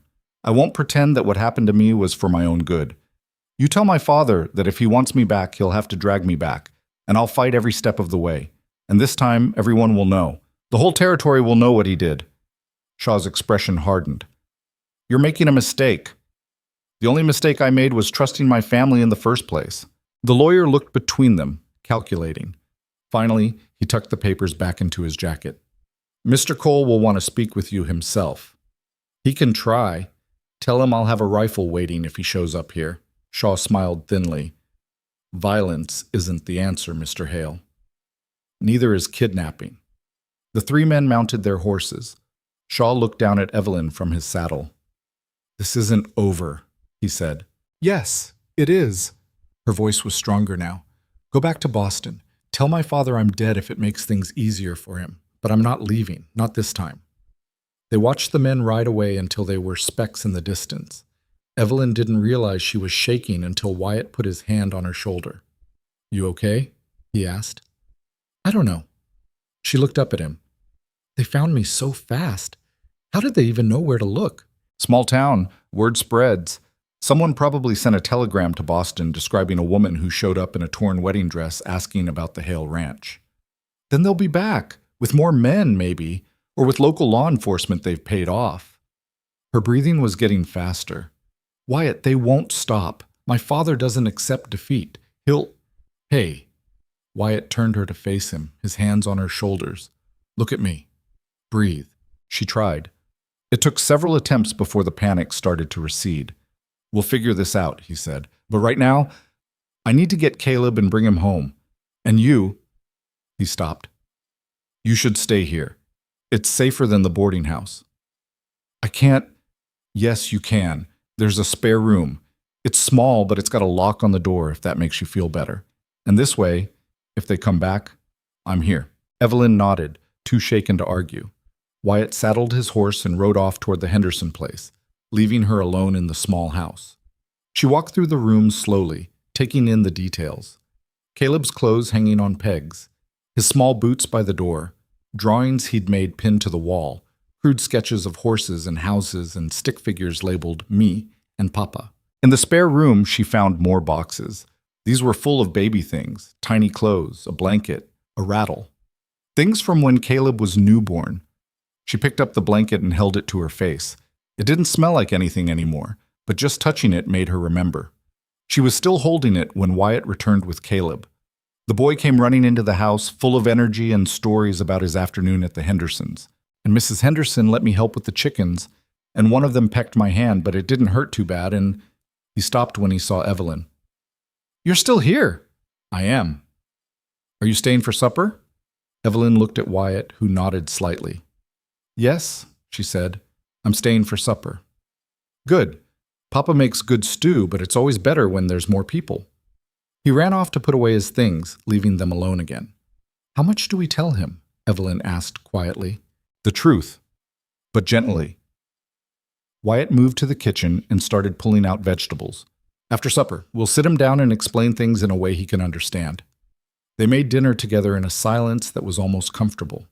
Evelyn peeled potatoes while Wyatt cut meat, both of them working around each other in the small space like they'd been doing it for years instead of just this once. Caleb chattered through dinner, telling stories and asking questions, and making them both smile despite the weight of what was coming.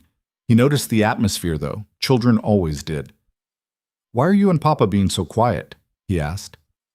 "We have something we need to talk to you about," Wyatt said. "Something important." "Am I in trouble?" "No, buddy, nothing like that." Wyatt glanced at Evelyn. "Why don't we go sit by the fireplace? This is the kind of talk that needs comfortable chairs." They settled in, Wyatt in the rocking chair with Caleb on his lap, Evelyn perched on the edge of the other chair. Her heart was pounding so hard she thought Caleb might hear it. "You remember how you said the lady feels like home?" Wyatt started. Caleb nodded, looking at Evelyn with curious eyes. "There's a reason for that. A really important reason." Wyatt took a breath. "Caleb, this lady, her name is Evelyn, and she's your mama." The silence that followed felt endless. Caleb stared at Evelyn with his mouth slightly open, processing. "My mama?" he finally said. "Like, my real mama?" "Your real mama," Wyatt confirmed. "But you said my mama went away." "I thought she did. I was wrong." Wyatt's voice was thick. "She didn't go away. Bad people kept her away from us. They lied to her and told her you weren't alive anymore. And they lied to me and said she didn't want to come back. But she did want to come back. She's been trying to get back to us for a long time." Caleb looked at Evelyn, his small face serious. "You're really my mama?" "Yes." Her voice broke on the word. "I'm really your mama." "Did you—" He stopped, struggling with the question. "Did you want to go away?" "Never. Not for one single second." Tears were streaming down her face now. I have thought about you every day since the moment you were born. I have dreamed about you and missed you and fought to get back to you, and I'm so sorry that I wasn't here. Caleb was quiet for a long moment. Then he slid off Wyatt's lap and walked over to her. He stood in front of her chair, studying her face with an intensity that was heartbreaking in someone so young. You taught me the song, he said. Yes. You sang it to me when I was a baby? Every night. It was our special song. He nodded slowly, like pieces were falling into place in his mind. That's why I remembered it. That's why it felt... He struggled for the word. Important. Yes. Can I... He stopped, suddenly shy. Can I hug you? Evelyn couldn't speak. She just opened her arms and Caleb stepped into them. She wrapped him close, this child she'd carried and birthed and lost and found again, and let herself sob into his small shoulder while he patted her back the way children do when adults are sad. It's okay, Mama, he said softly. You're home now. Papa and me will keep you safe. Wyatt was crying too, she realized. Silent tears running down his face while he watched his son meet his mother for the first time in memory. They stayed like that for a long time, Evelyn holding Caleb, Wyatt watching them both, the fire crackling in the hearth. Outside, night had fallen completely. Somewhere in the darkness, men who wanted to take her away might be planning their next move, but in this moment, in this room, she was exactly where she belonged. Eventually, Caleb pulled back. Do I call you Mama now? Only if you want to. He thought about it seriously. I think I want to, but it feels weird, like trying on new boots. Despite everything, Evelyn laughed. That's okay. It feels weird to me too. We'll both get used to it together. Okay? He yawned suddenly, exhaustion hitting him all at once. I'm tired. Bedtime, Wyatt said, standing up. Say goodnight to your mama. Good night, Mama. The word sounded strange in his mouth, but also right, like he was finding his way back to something he'd known once and forgotten. Good night, sweetheart. Wyatt carried him off to bed. Evelyn stayed by the fire, her hands shaking, her whole body feeling like it might fly apart from emotion. She heard Wyatt's voice in the other room, low and soothing, heard Caleb's responses getting quieter as sleep took him. When Wyatt came back, he looked as exhausted as she felt. That went better than I expected, he said. He's amazing. You did such a good job with him. I tried. Wyatt sat down in the rocking chair again. There were a lot of days I had no idea what I was doing. Still don't, most of the time. They sat in comfortable silence for a while, both of them processing what had just happened. Those men will come back, Evelyn finally said. You know that, right? I know. And next time they might bring more than just legal papers. Let them try. Wyatt's voice was hard. I meant what I said. Nobody's taking you anywhere you don't want to go. Wyatt, my father has money. He has influence. He could make your life very difficult. He could try. But this isn't Boston. Out here, money talks less loud than it does back east. And I'm not alone. There are other ranchers, other families who don't take kindly to Eastern lawyers showing up and making demands. I don't want you to lose everything because of me. He looked at her across the firelight. I already lost everything once because of your father's lies. I'm not doing it again. You're Caleb's mother. You belong here. And anyone who tries to say otherwise is going to have to go through me first. The words settled between them like a promise. Not love exactly. That would take time to rebuild if it could be rebuilt at all. But something stronger maybe. Partnership, determination, the shared understanding that they were fighting for the same thing now. You should rest, Wyatt said. The spare room's made up. Tomorrow? He stopped. Tomorrow we'll figure out next steps. Evelyn nodded and stood. At the doorway she turned back. Thank you, she said, for believing me, for letting me tell Caleb the truth, for everything. You're his mother. Wyatt said it simply, like it explained everything. Of course I believe you. In the small spare room, Evelyn lay on the narrow bed and stared at the ceiling. Through the thin walls, she could hear the sounds of the house settling, the wind outside, Caleb's soft breathing in the next room. Her son. She had a son, and he knew who she was now, and he'd called her Mama. She'd found them. Against every odd, despite 4 years of hell, despite lawyers and money, and locked doors, she'd found them. But keeping them, that was going to be the real fight. And somewhere in the darkness, men who wanted to take everything away from her again were already planning their next move. Evelyn woke to the sound of horses and voices outside. For one confused moment, she thought she was back in the asylum, that the last 2 weeks had been a dream. Then she saw the rough wooden walls of the spare room, felt the thin mattress beneath her, and remembered where she was. The voices outside were getting louder. She heard Wyatt's boots on the floor, heard the front door open. Pulling on her skirt, she stumbled into the main room just as Wyatt stepped outside. Through the window, she saw them. Not 3 men this time, at least a dozen. Shaw was there again, along with his 2 enforcers. But now there were also men in official-looking uniforms and a well-dressed man she didn't recognize standing at the front of the group. Harrison Cole, her husband. The man whose name she'd been forced to sign on papers while she screamed. "Stay inside," Wyatt said without turning around. "And keep Caleb in his room." "Wyatt, I mean it, Evelyn. Stay inside." She moved to Caleb's room and found him already awake, sitting up in bed with wide, frightened eyes. "Mama? Who are those men?" The words still caught her off guard. "Bad men, but Papa's going to handle it." "Are they here for you?" She wanted to lie, wanted to tell him everything was fine, but she'd spent too many years being lied to herself. "Yes, but I'm not going with them." Caleb scrambled out of bed and wrapped his arms around her waist. "I won't let them take you." "I know, baby, but you need to stay here with me, okay? Let Papa talk to them." Outside, she could hear Shaw's voice, smooth and confident. "Mr. Hale, as you can see, we've come prepared this time. I have here Mr. Harrison Cole, who is legally Mrs. Cole's husband and guardian. I also have Deputy Marshal Hewitt from Cheyenne, along with the proper federal warrants for her return to Boston to face charges of abandoning her marital home and evading lawful medical custody." "Those warrants don't mean anything." Wyatt's voice was hard. "She's not going anywhere." "I'm afraid you're interfering with federal law enforcement, Mr. Hale.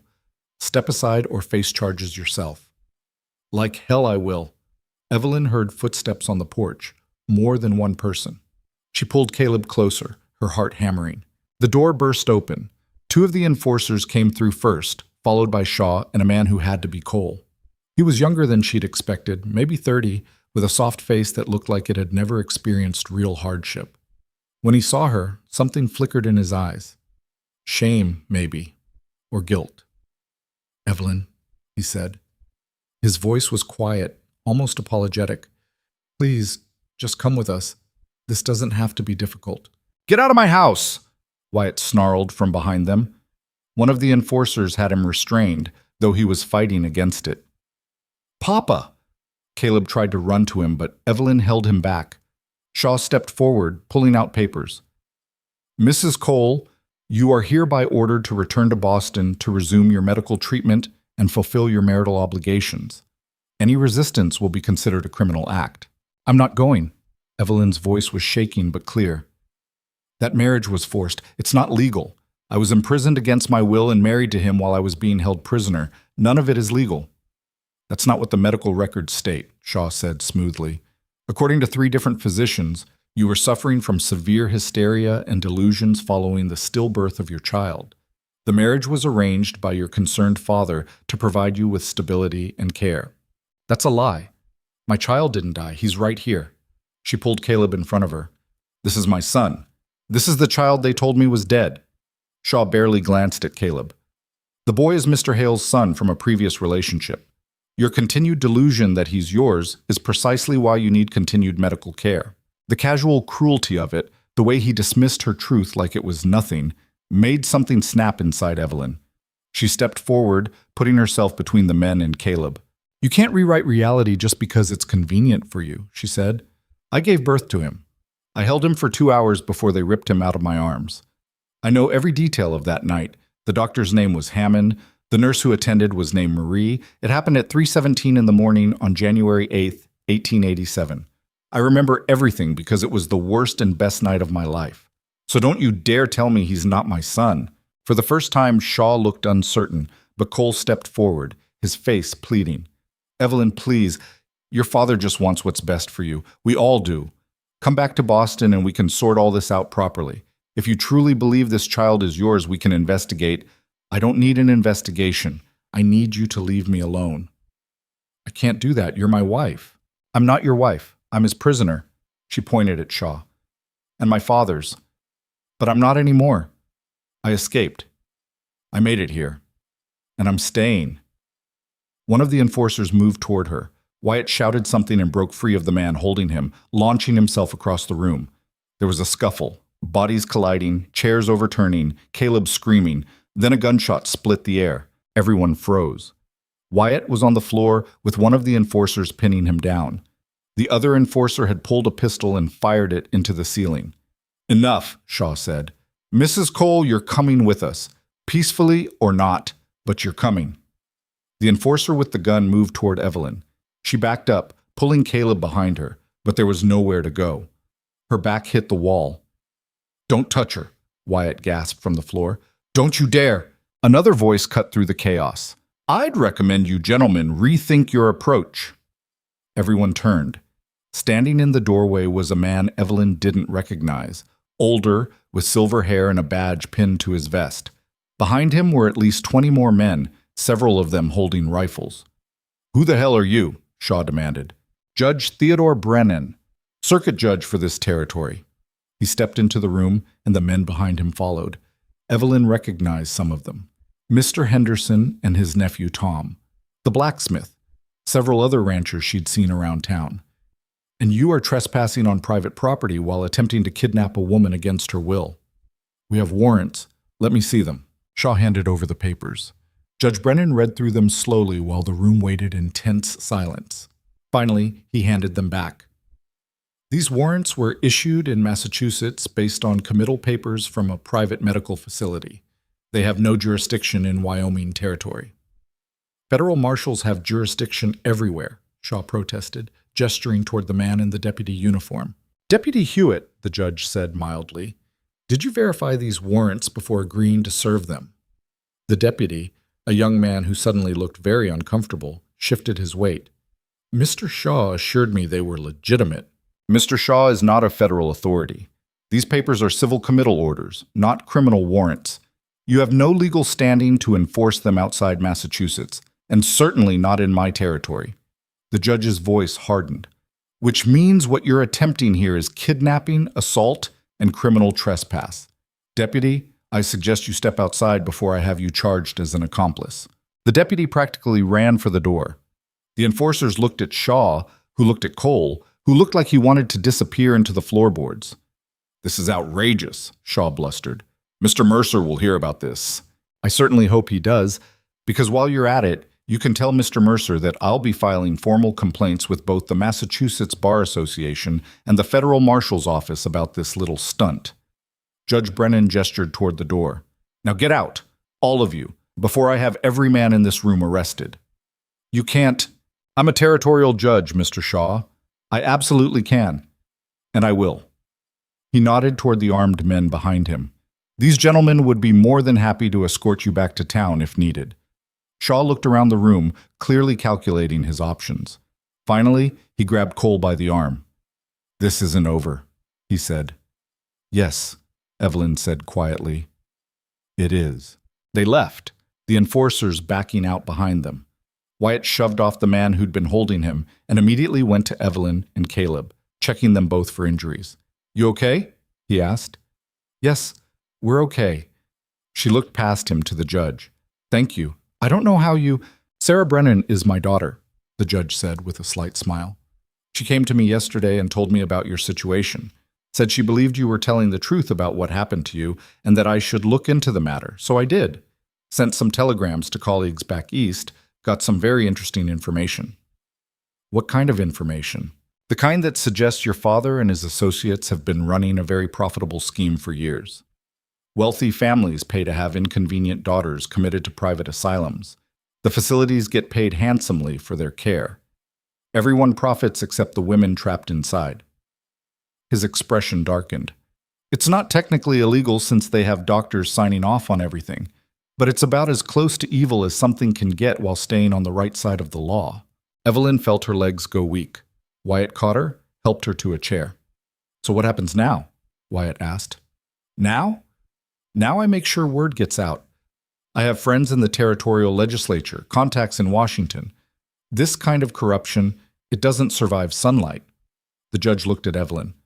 I can't promise it'll be easy. Your father is wealthy and connected, but if you're willing to testify about what happened to you, we can start building a case. I'll testify, Evelyn said immediately. I'll tell anyone who'll listen what they did to me. Good. In the meantime, I'll make sure the local law enforcement knows that any attempt to remove you from this county is illegal and will be treated as kidnapping. He tipped his hat.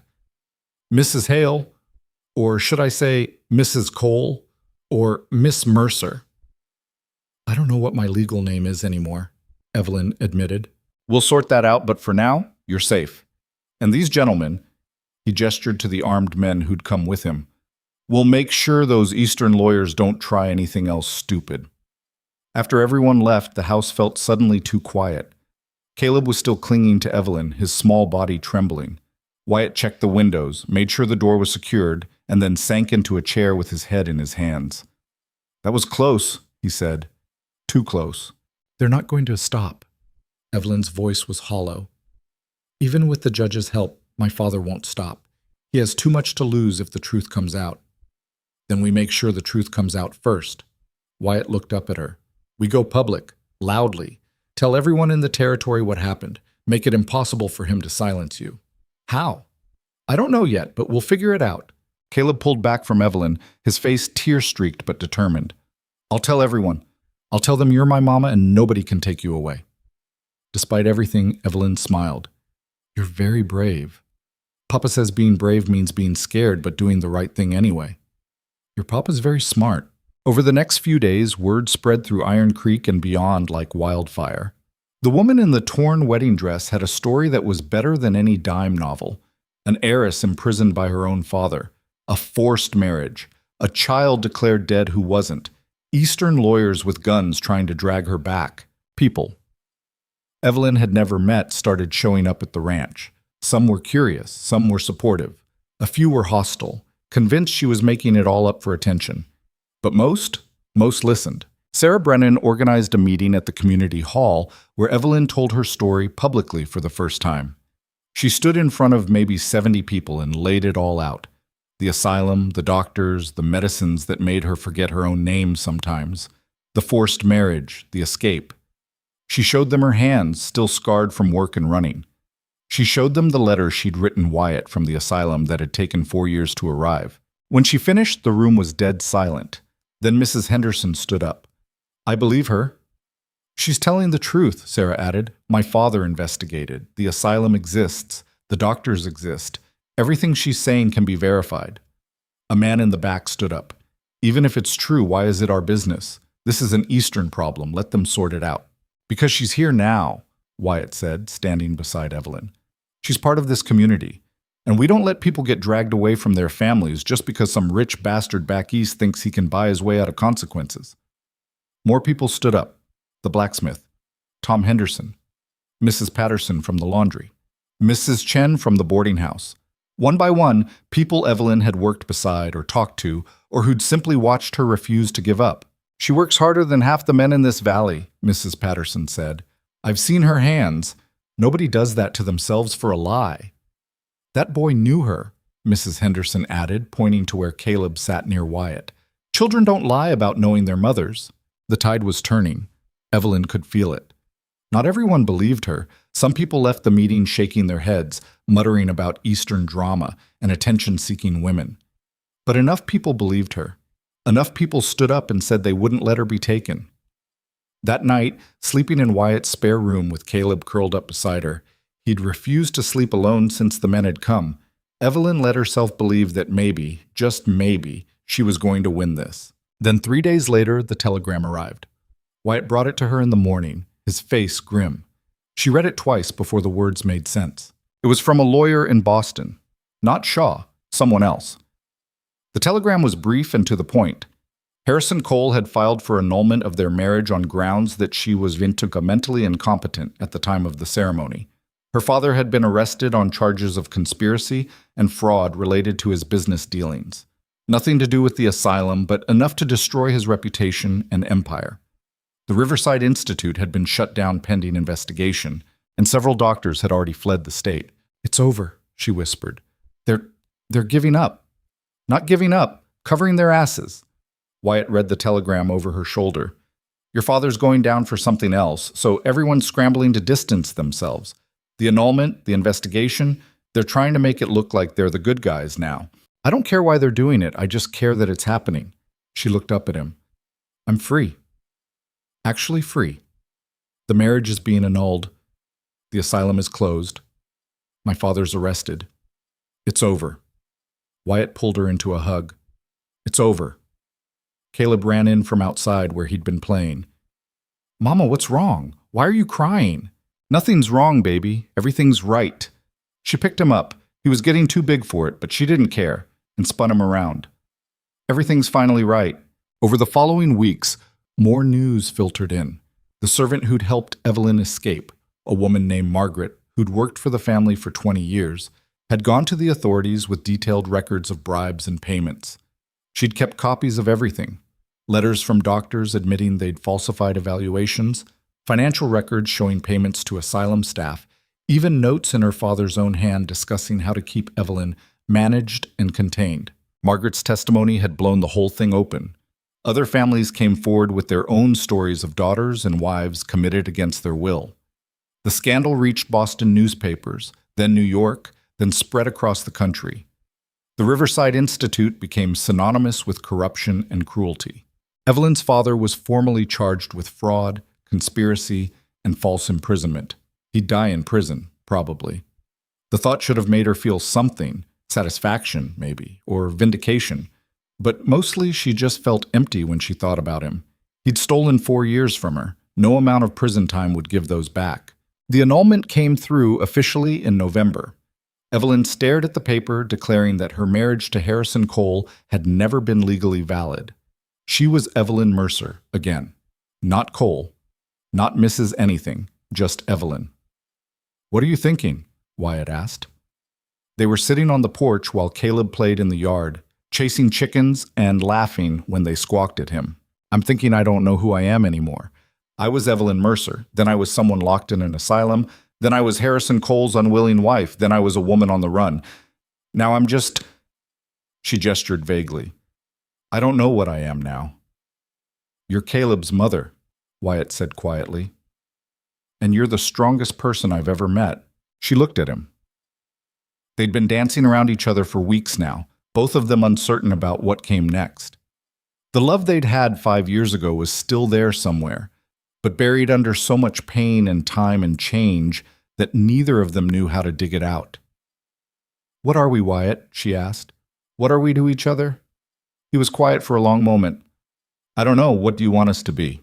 I don't know either. I loved you once. I think I still love you, but I'm not the same person you fell in love with. And you're not the same either. No, we're not. He reached over and took her hand, the one with scars on the palm from splitting wood. But maybe that's okay. Maybe we don't have to be who we were. Maybe we can figure out who we are now. That sounds complicated. Everything about us has always been complicated. He smiled slightly. Why stop now? She laughed despite herself. Fair point. Caleb came running up the porch steps, out of breath and happy. Mama? Papa? I'm hungry. Can we have lunch? Of course. Evelyn stood up. Come on, let's see what we can make. Inside, while she and Wyatt moved around the kitchen preparing food and Caleb chattered about the chickens, something settled inside her. This was what she'd been fighting for, not grand romance or perfect reunions, just this, the quiet, ordinary moments of being a family. That evening, after Caleb was in bed, Wyatt found her outside looking at the stars. Beautiful night, he said. Yeah. She glanced at him. Can I ask you something? Anything. Do you think... She stopped, trying to find the words. Do you think we could try? Not to go back to what we were, but to build something new? Like what? I don't know, a partnership maybe, co-parents at minimum, friends if we can manage it, and maybe, eventually, if we're both ready... She let the thought hang unfinished. Wyatt moved closer. I'd like that. All of it. Taking it slow, figuring things out as we go. He hesitated, then added, I never stopped loving you, Evelyn, even when I thought you'd left. Even when I was furious, I never stopped. I never stopped. There. He kissed her then, soft and careful, like they were both made of something that might break. When they pulled apart, Evelyn was crying again, but this time it was different. Not grief or fear or exhaustion. Relief. Pure, simple relief that she'd made it. That she was here, with her son sleeping safely inside and the man she loved standing beside her under Wyoming stars, and nobody was going to take it away from her ever again. I need to tell you something, she said. What? I'm terrified, constantly. I wake up every morning and for a second I think I'm back in that place. I have nightmares where they find me and drag me back. I don't know if that ever goes away. It might not, Wyatt said honestly. But you're not alone with it anymore. Whatever comes, we face it together. Together, she repeated. The word felt like a promise. Inside, Caleb stirred in his sleep and called out, "Mama?" in a small, sleepy voice. I should... Evelyn started toward the door. Go, Wyatt said. I'll be here when you get back. She went to Caleb's room and found him sitting up, half awake and confused. Mama, I had a bad dream. I'm here, baby. You're safe. She sat on the edge of his bed and stroked his hair. The bad men were back. They were trying to take you away again. They can't take me away. Not anymore, I promise. You promise? I promise. I'm staying right here with you and Papa.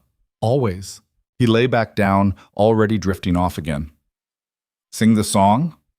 She sang the lullaby, their song, while he fell asleep. When she was sure he was out, she stood quietly and walked back to where Wyatt was waiting on the porch. He okay? Wyatt asked. Nightmare. But he's fine now. She sat beside him. This is going to take time, for all of us, healing from all of this. We've got time, all the time in the world. They sat in comfortable silence, watching the stars and listening to the night sounds of the ranch. In the distance, coyotes called to each other. The wind rustled through grass that would need cutting soon. A horse nickered in the barn, normal sounds, safe sounds, home sounds. Evelyn closed her eyes and let herself feel it, really feel it, for the first time since stepping off that train in a torn wedding dress. She was home. Not the home she'd grown up in with its wealth and expectations and locked doors. This home, with scarred hands and a simple house and a family that had been torn apart and was slowly, painfully, beautifully coming back together. What are you thinking? Wyatt asked. That I made it. Against everything, I actually made it. You did. You're here. I'm here, she repeated. And this time, finally, she believed it. Winter came to Wyoming that year with a vengeance.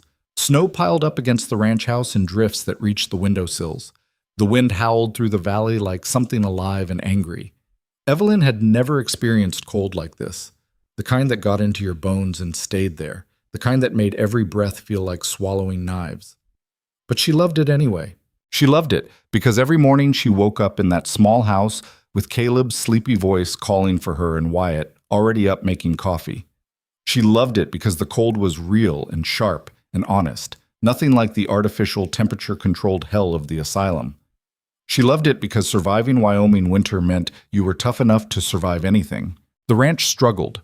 It had been struggling before she arrived, and her presence didn't magically fix the economic realities of cattle ranching in harsh territory. Wyatt had debt. The herd was smaller than it should be.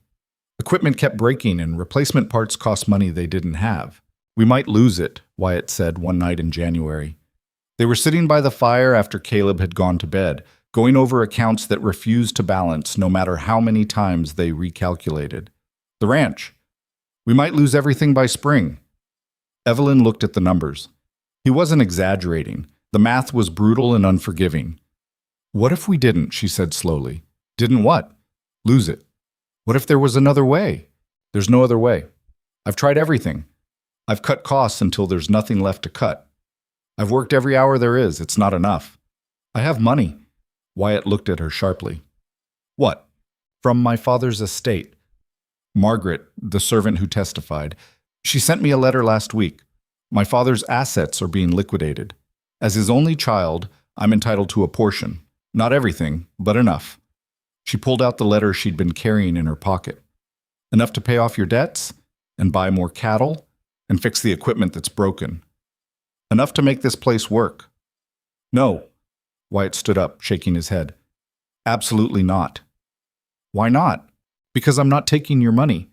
That's your inheritance. That's your security. It's blood money. She said it flatly. Every dollar of it came from suffering. His business partners he destroyed, the families he ruined, the daughters he helped lock away. I don't want it. I never wanted it. Then give it to charity. Do something good with it. But don't throw it away on a failing ranch.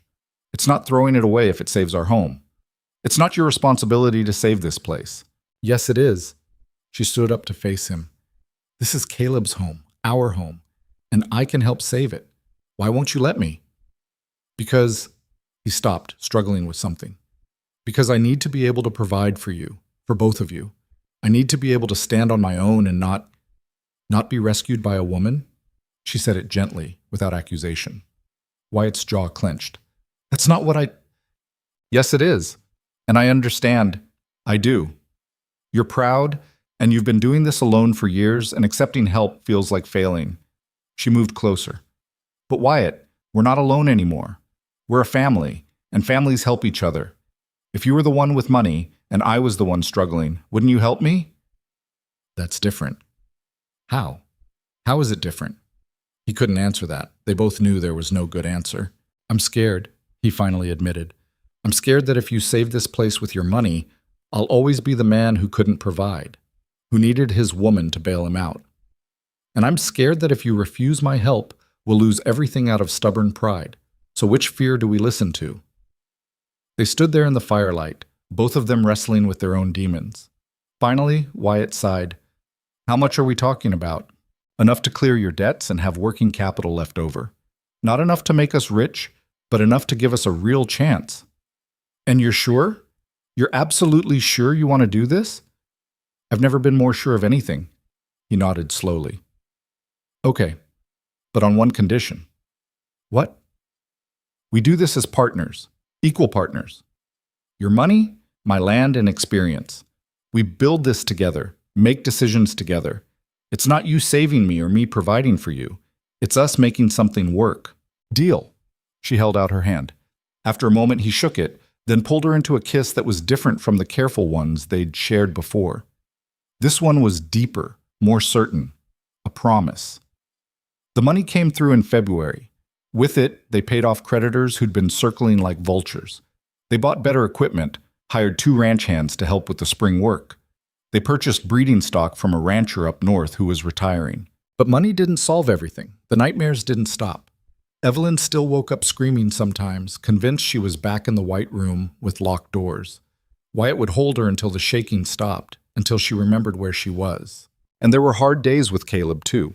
Days when he'd ask questions about why she'd been gone, why the bad men had wanted to take her, why his mama had been locked up like a criminal. How did you explain institutional cruelty to a 5-year-old? How did you make him understand that sometimes the people who were supposed to protect you were the ones who hurt you most? Will they come back? He asked one morning at breakfast. The bad men? No, baby. They're gone for good. But what if they do? What if they take you away again? Evelyn exchanged a look with Wyatt. They'd had this conversation with Caleb at least a dozen times. The fear kept coming back, manifesting in nightmares and questions and sudden moments of panic when he couldn't see her. Come here, she said. Caleb climbed into her lap. Do you remember what Papa told you about being brave? That it means being scared but doing the right thing anyway. That's right. And do you know what else it means? She tipped his chin up so he was looking at her. It means that even when bad things happen, even when we're scared, we don't let fear control our lives. We don't stop living just because we're afraid. But I am afraid. I know. I'm afraid too sometimes. But we're going to keep living anyway. We're going to keep being a family and working this ranch and making breakfast and playing with the chickens, because that's what brave people do. He thought about this seriously. Okay, I can be brave. I know you can. In March, Sarah Brennan came by with news that spread through the valley within hours. Harrison Cole had been found dead in a New York hotel room. Suicide, the paper said. He'd left a note confessing to his role in the forced marriage and expressing remorse for his cowardice. Evelyn felt nothing when she heard. Not relief, not satisfaction, not even pity. The man had been a ghost in her life, present on paper but never real. His death changed nothing about her circumstances. "Does this bother you?" Wyatt asked that night. "Should it?" "I don't know. He was your husband, legally at least. He was a stranger who participated in my imprisonment. I can't mourn someone I never knew." She paused. "Is that cold?" "No, it's honest." April brought the real work. Calving season, fence mending, getting the herd ready for grazing. Evelyn worked alongside Wyatt and the hired hands, learning as she went. She was terrible at it initially, threw a rope wrong and nearly strangled herself, got kicked by a cantankerous cow, fell off a horse 3 times in one day. But she kept trying, and slowly, painfully, she got better. One afternoon in May, she was out checking fence line with Tom Henderson, the teenager who'd taught her to split wood the previous year, now working as one of their ranch hands. They were talking about nothing important when Tom suddenly stopped. "Can I ask you something?" he said. "Sure." "How did you do it? How did you keep going when everything was terrible?" Evelyn looked at him, surprised. "Why are you asking?" "My sister. She's been sad for a long time, won't leave her room some days. Ma says she's just melancholy, but I think it's worse than that. And I don't know how to help her. I'm not sure I'm the right person to ask for advice on that. You survived an asylum. You escaped. You made it across the country with nothing. If that's not surviving the dark times, I don't know what is." Evelyn was quiet for a moment, thinking. "The truth? Some days I didn't think I'd make it. Some days I wanted to give up. The only thing that kept me going was knowing that somewhere my son was alive. That if I could just hold on one more day, just survive one more night, maybe eventually I'd find my way back to him." "So you need a reason. You need something. A reason, a person. A future you want badly enough to fight for. Without that..." She stopped.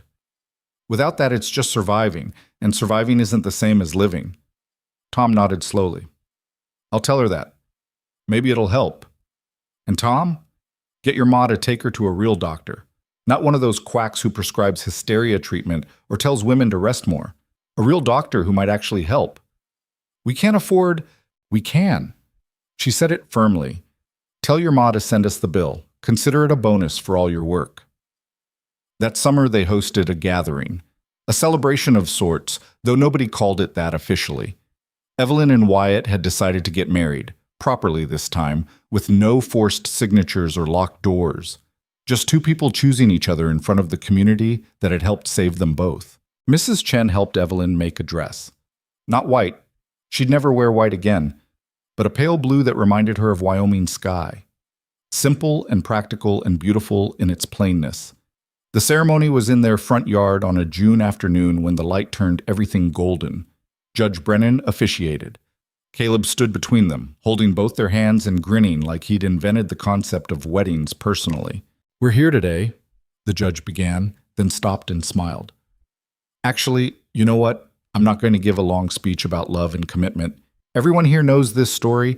Everyone knows what these 2 have been through to get to this moment. So I'll just say this. Wyatt, Evelyn, you've already proven you can survive the worst that life can throw at you. Now comes the harder part. Learning to thrive together. Learning to be happy. Learning to let go of the pain and build something new." He looked at Wyatt. "Do you take this woman, with all her scars and strength and stubbornness, to be your wife?" "I do. Absolutely I do." "And Evelyn, do you take this man with all his pride and determination and occasionally infuriating need to do everything himself to be your husband?" Evelyn laughed, tears streaming down her face. "I do." "Then by the authority vested in me by Wyoming territory, I declare you married. Kiss her before she changes her mind." Wyatt did. And everyone cheered, the Hendersons and Sarah Brennan and Mrs. Chen and Mrs. Patterson and the blacksmith and dozens of others who'd become their family over the past year. That night, after the celebration had wound down and Caleb was asleep and the stars were bright overhead, Evelyn and Wyatt sat on their porch. Married. Actually, married. "I never thought we'd get here," Wyatt said quietly. "Neither did I. There were so many times I thought I'd lost you forever. You did lose me. For 4 years. She took his hand. "But you found me again. We found each other. You found us. You're the one who got on that train with nothing but hope and determination. Hope and desperation, she corrected. Hope alone wouldn't have been enough. They sat in comfortable silence. Then Wyatt said, "Do you think you'll ever stop having nightmares?" "I don't know. Maybe. Maybe not." She looked at him. "Does it matter?"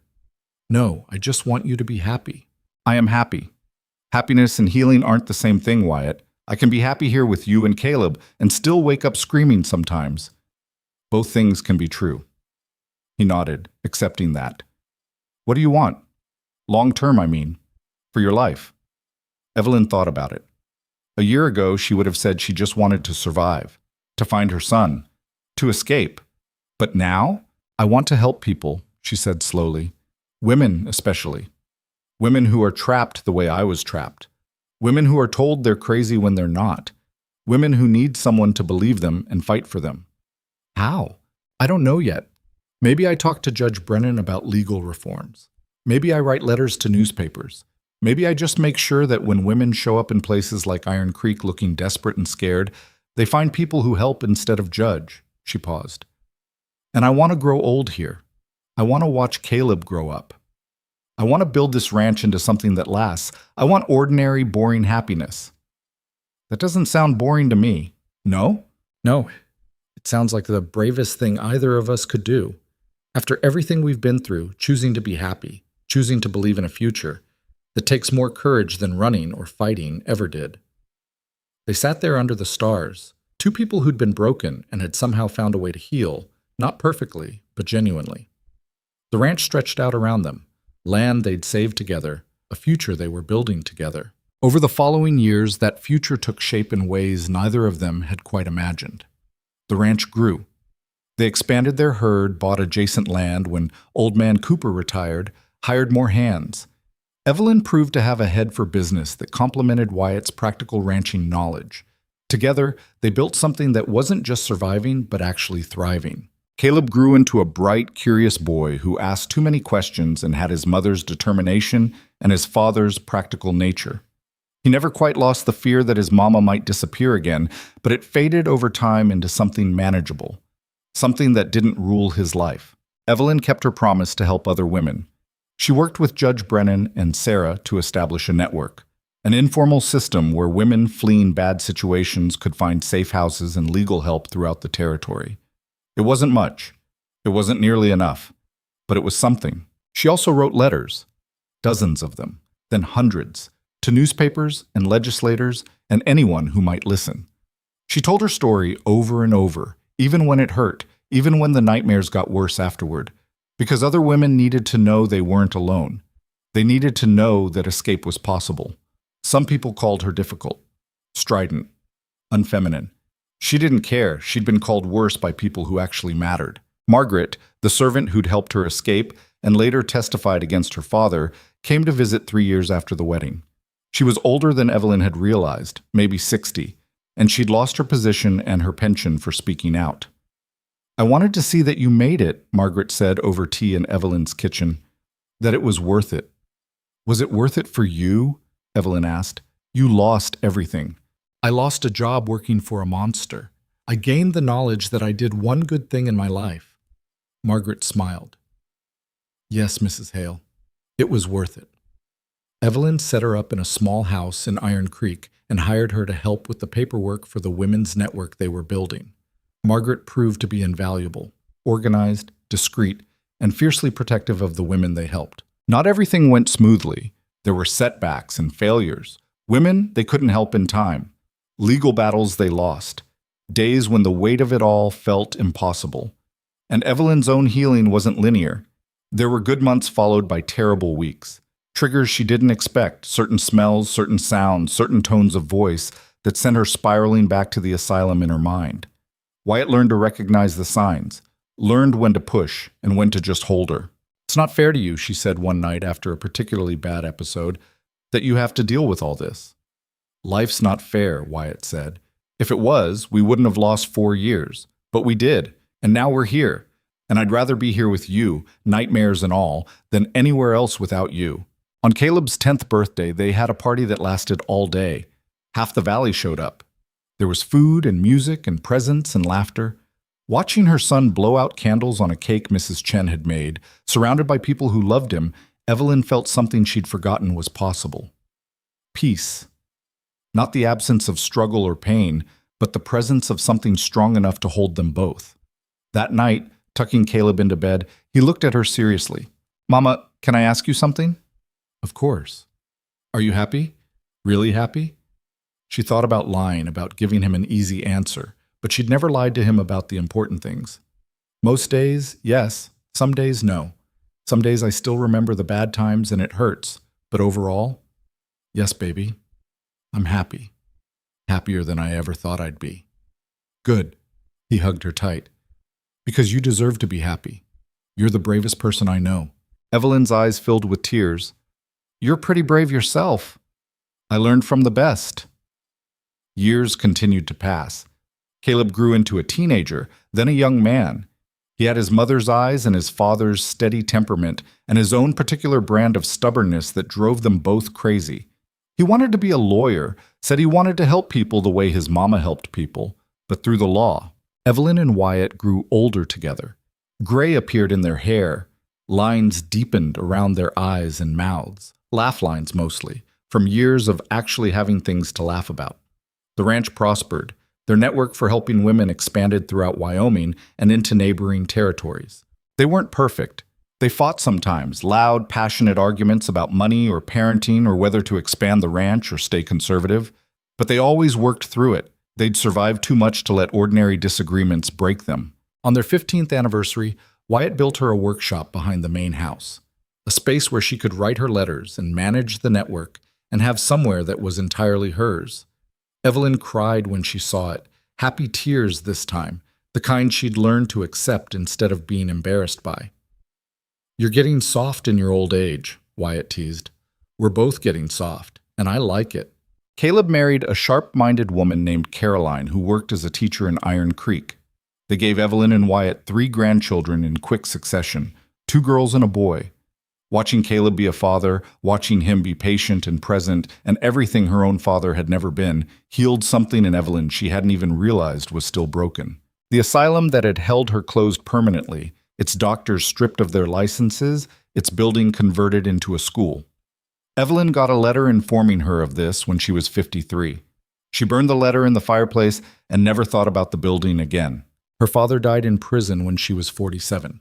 She didn't attend the funeral, didn't send flowers, didn't acknowledge it at all except to tell Wyatt, "He's dead," and then go about her day. Some people might think that was cold.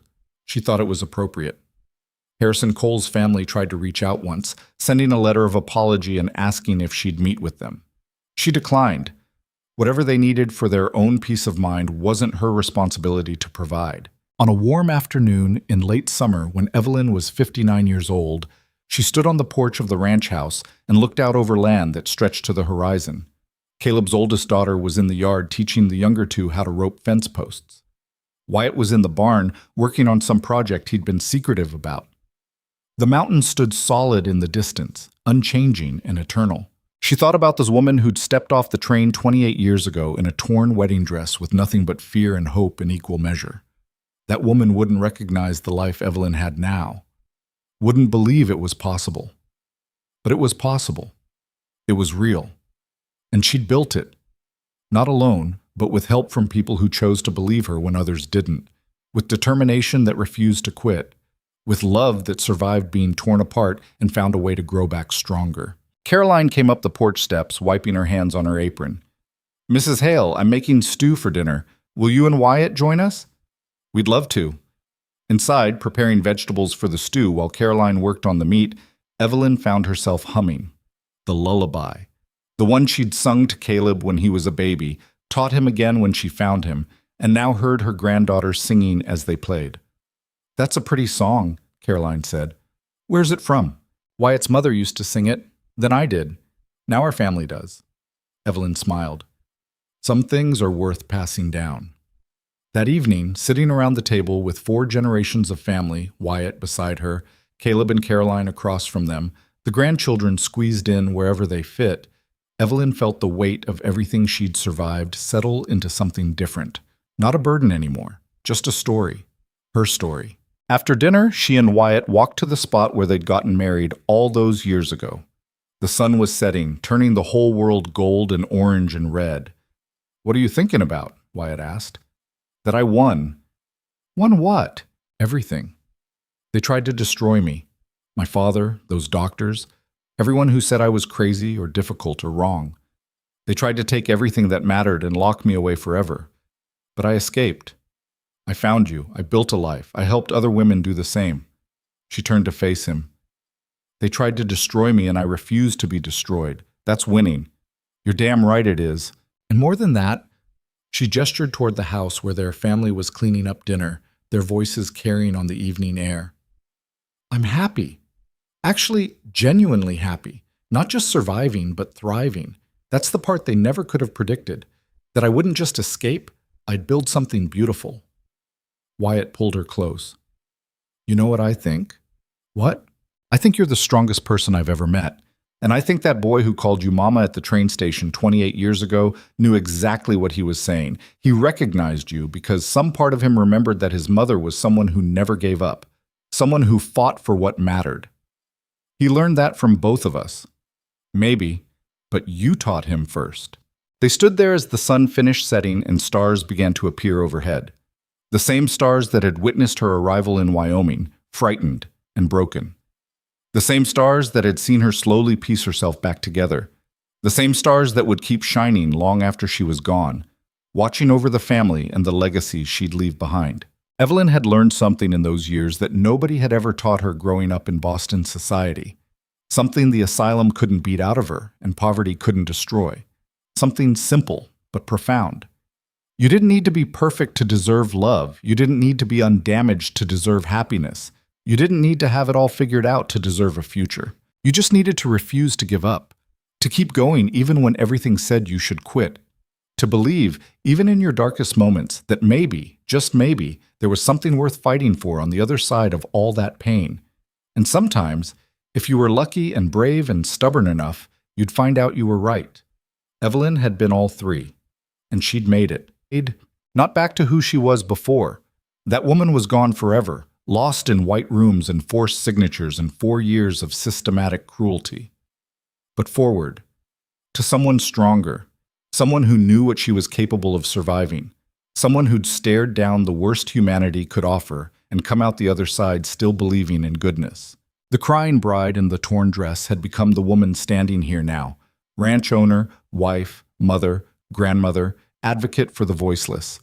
She'd become someone who understood that survival wasn't pretty or perfect, that healing wasn't linear, that strength wasn't about never breaking, it was about breaking and finding a way to keep going anyway. "Ready to go inside?" Wyatt asked. "In a minute." She wasn't quite ready to leave the stars yet.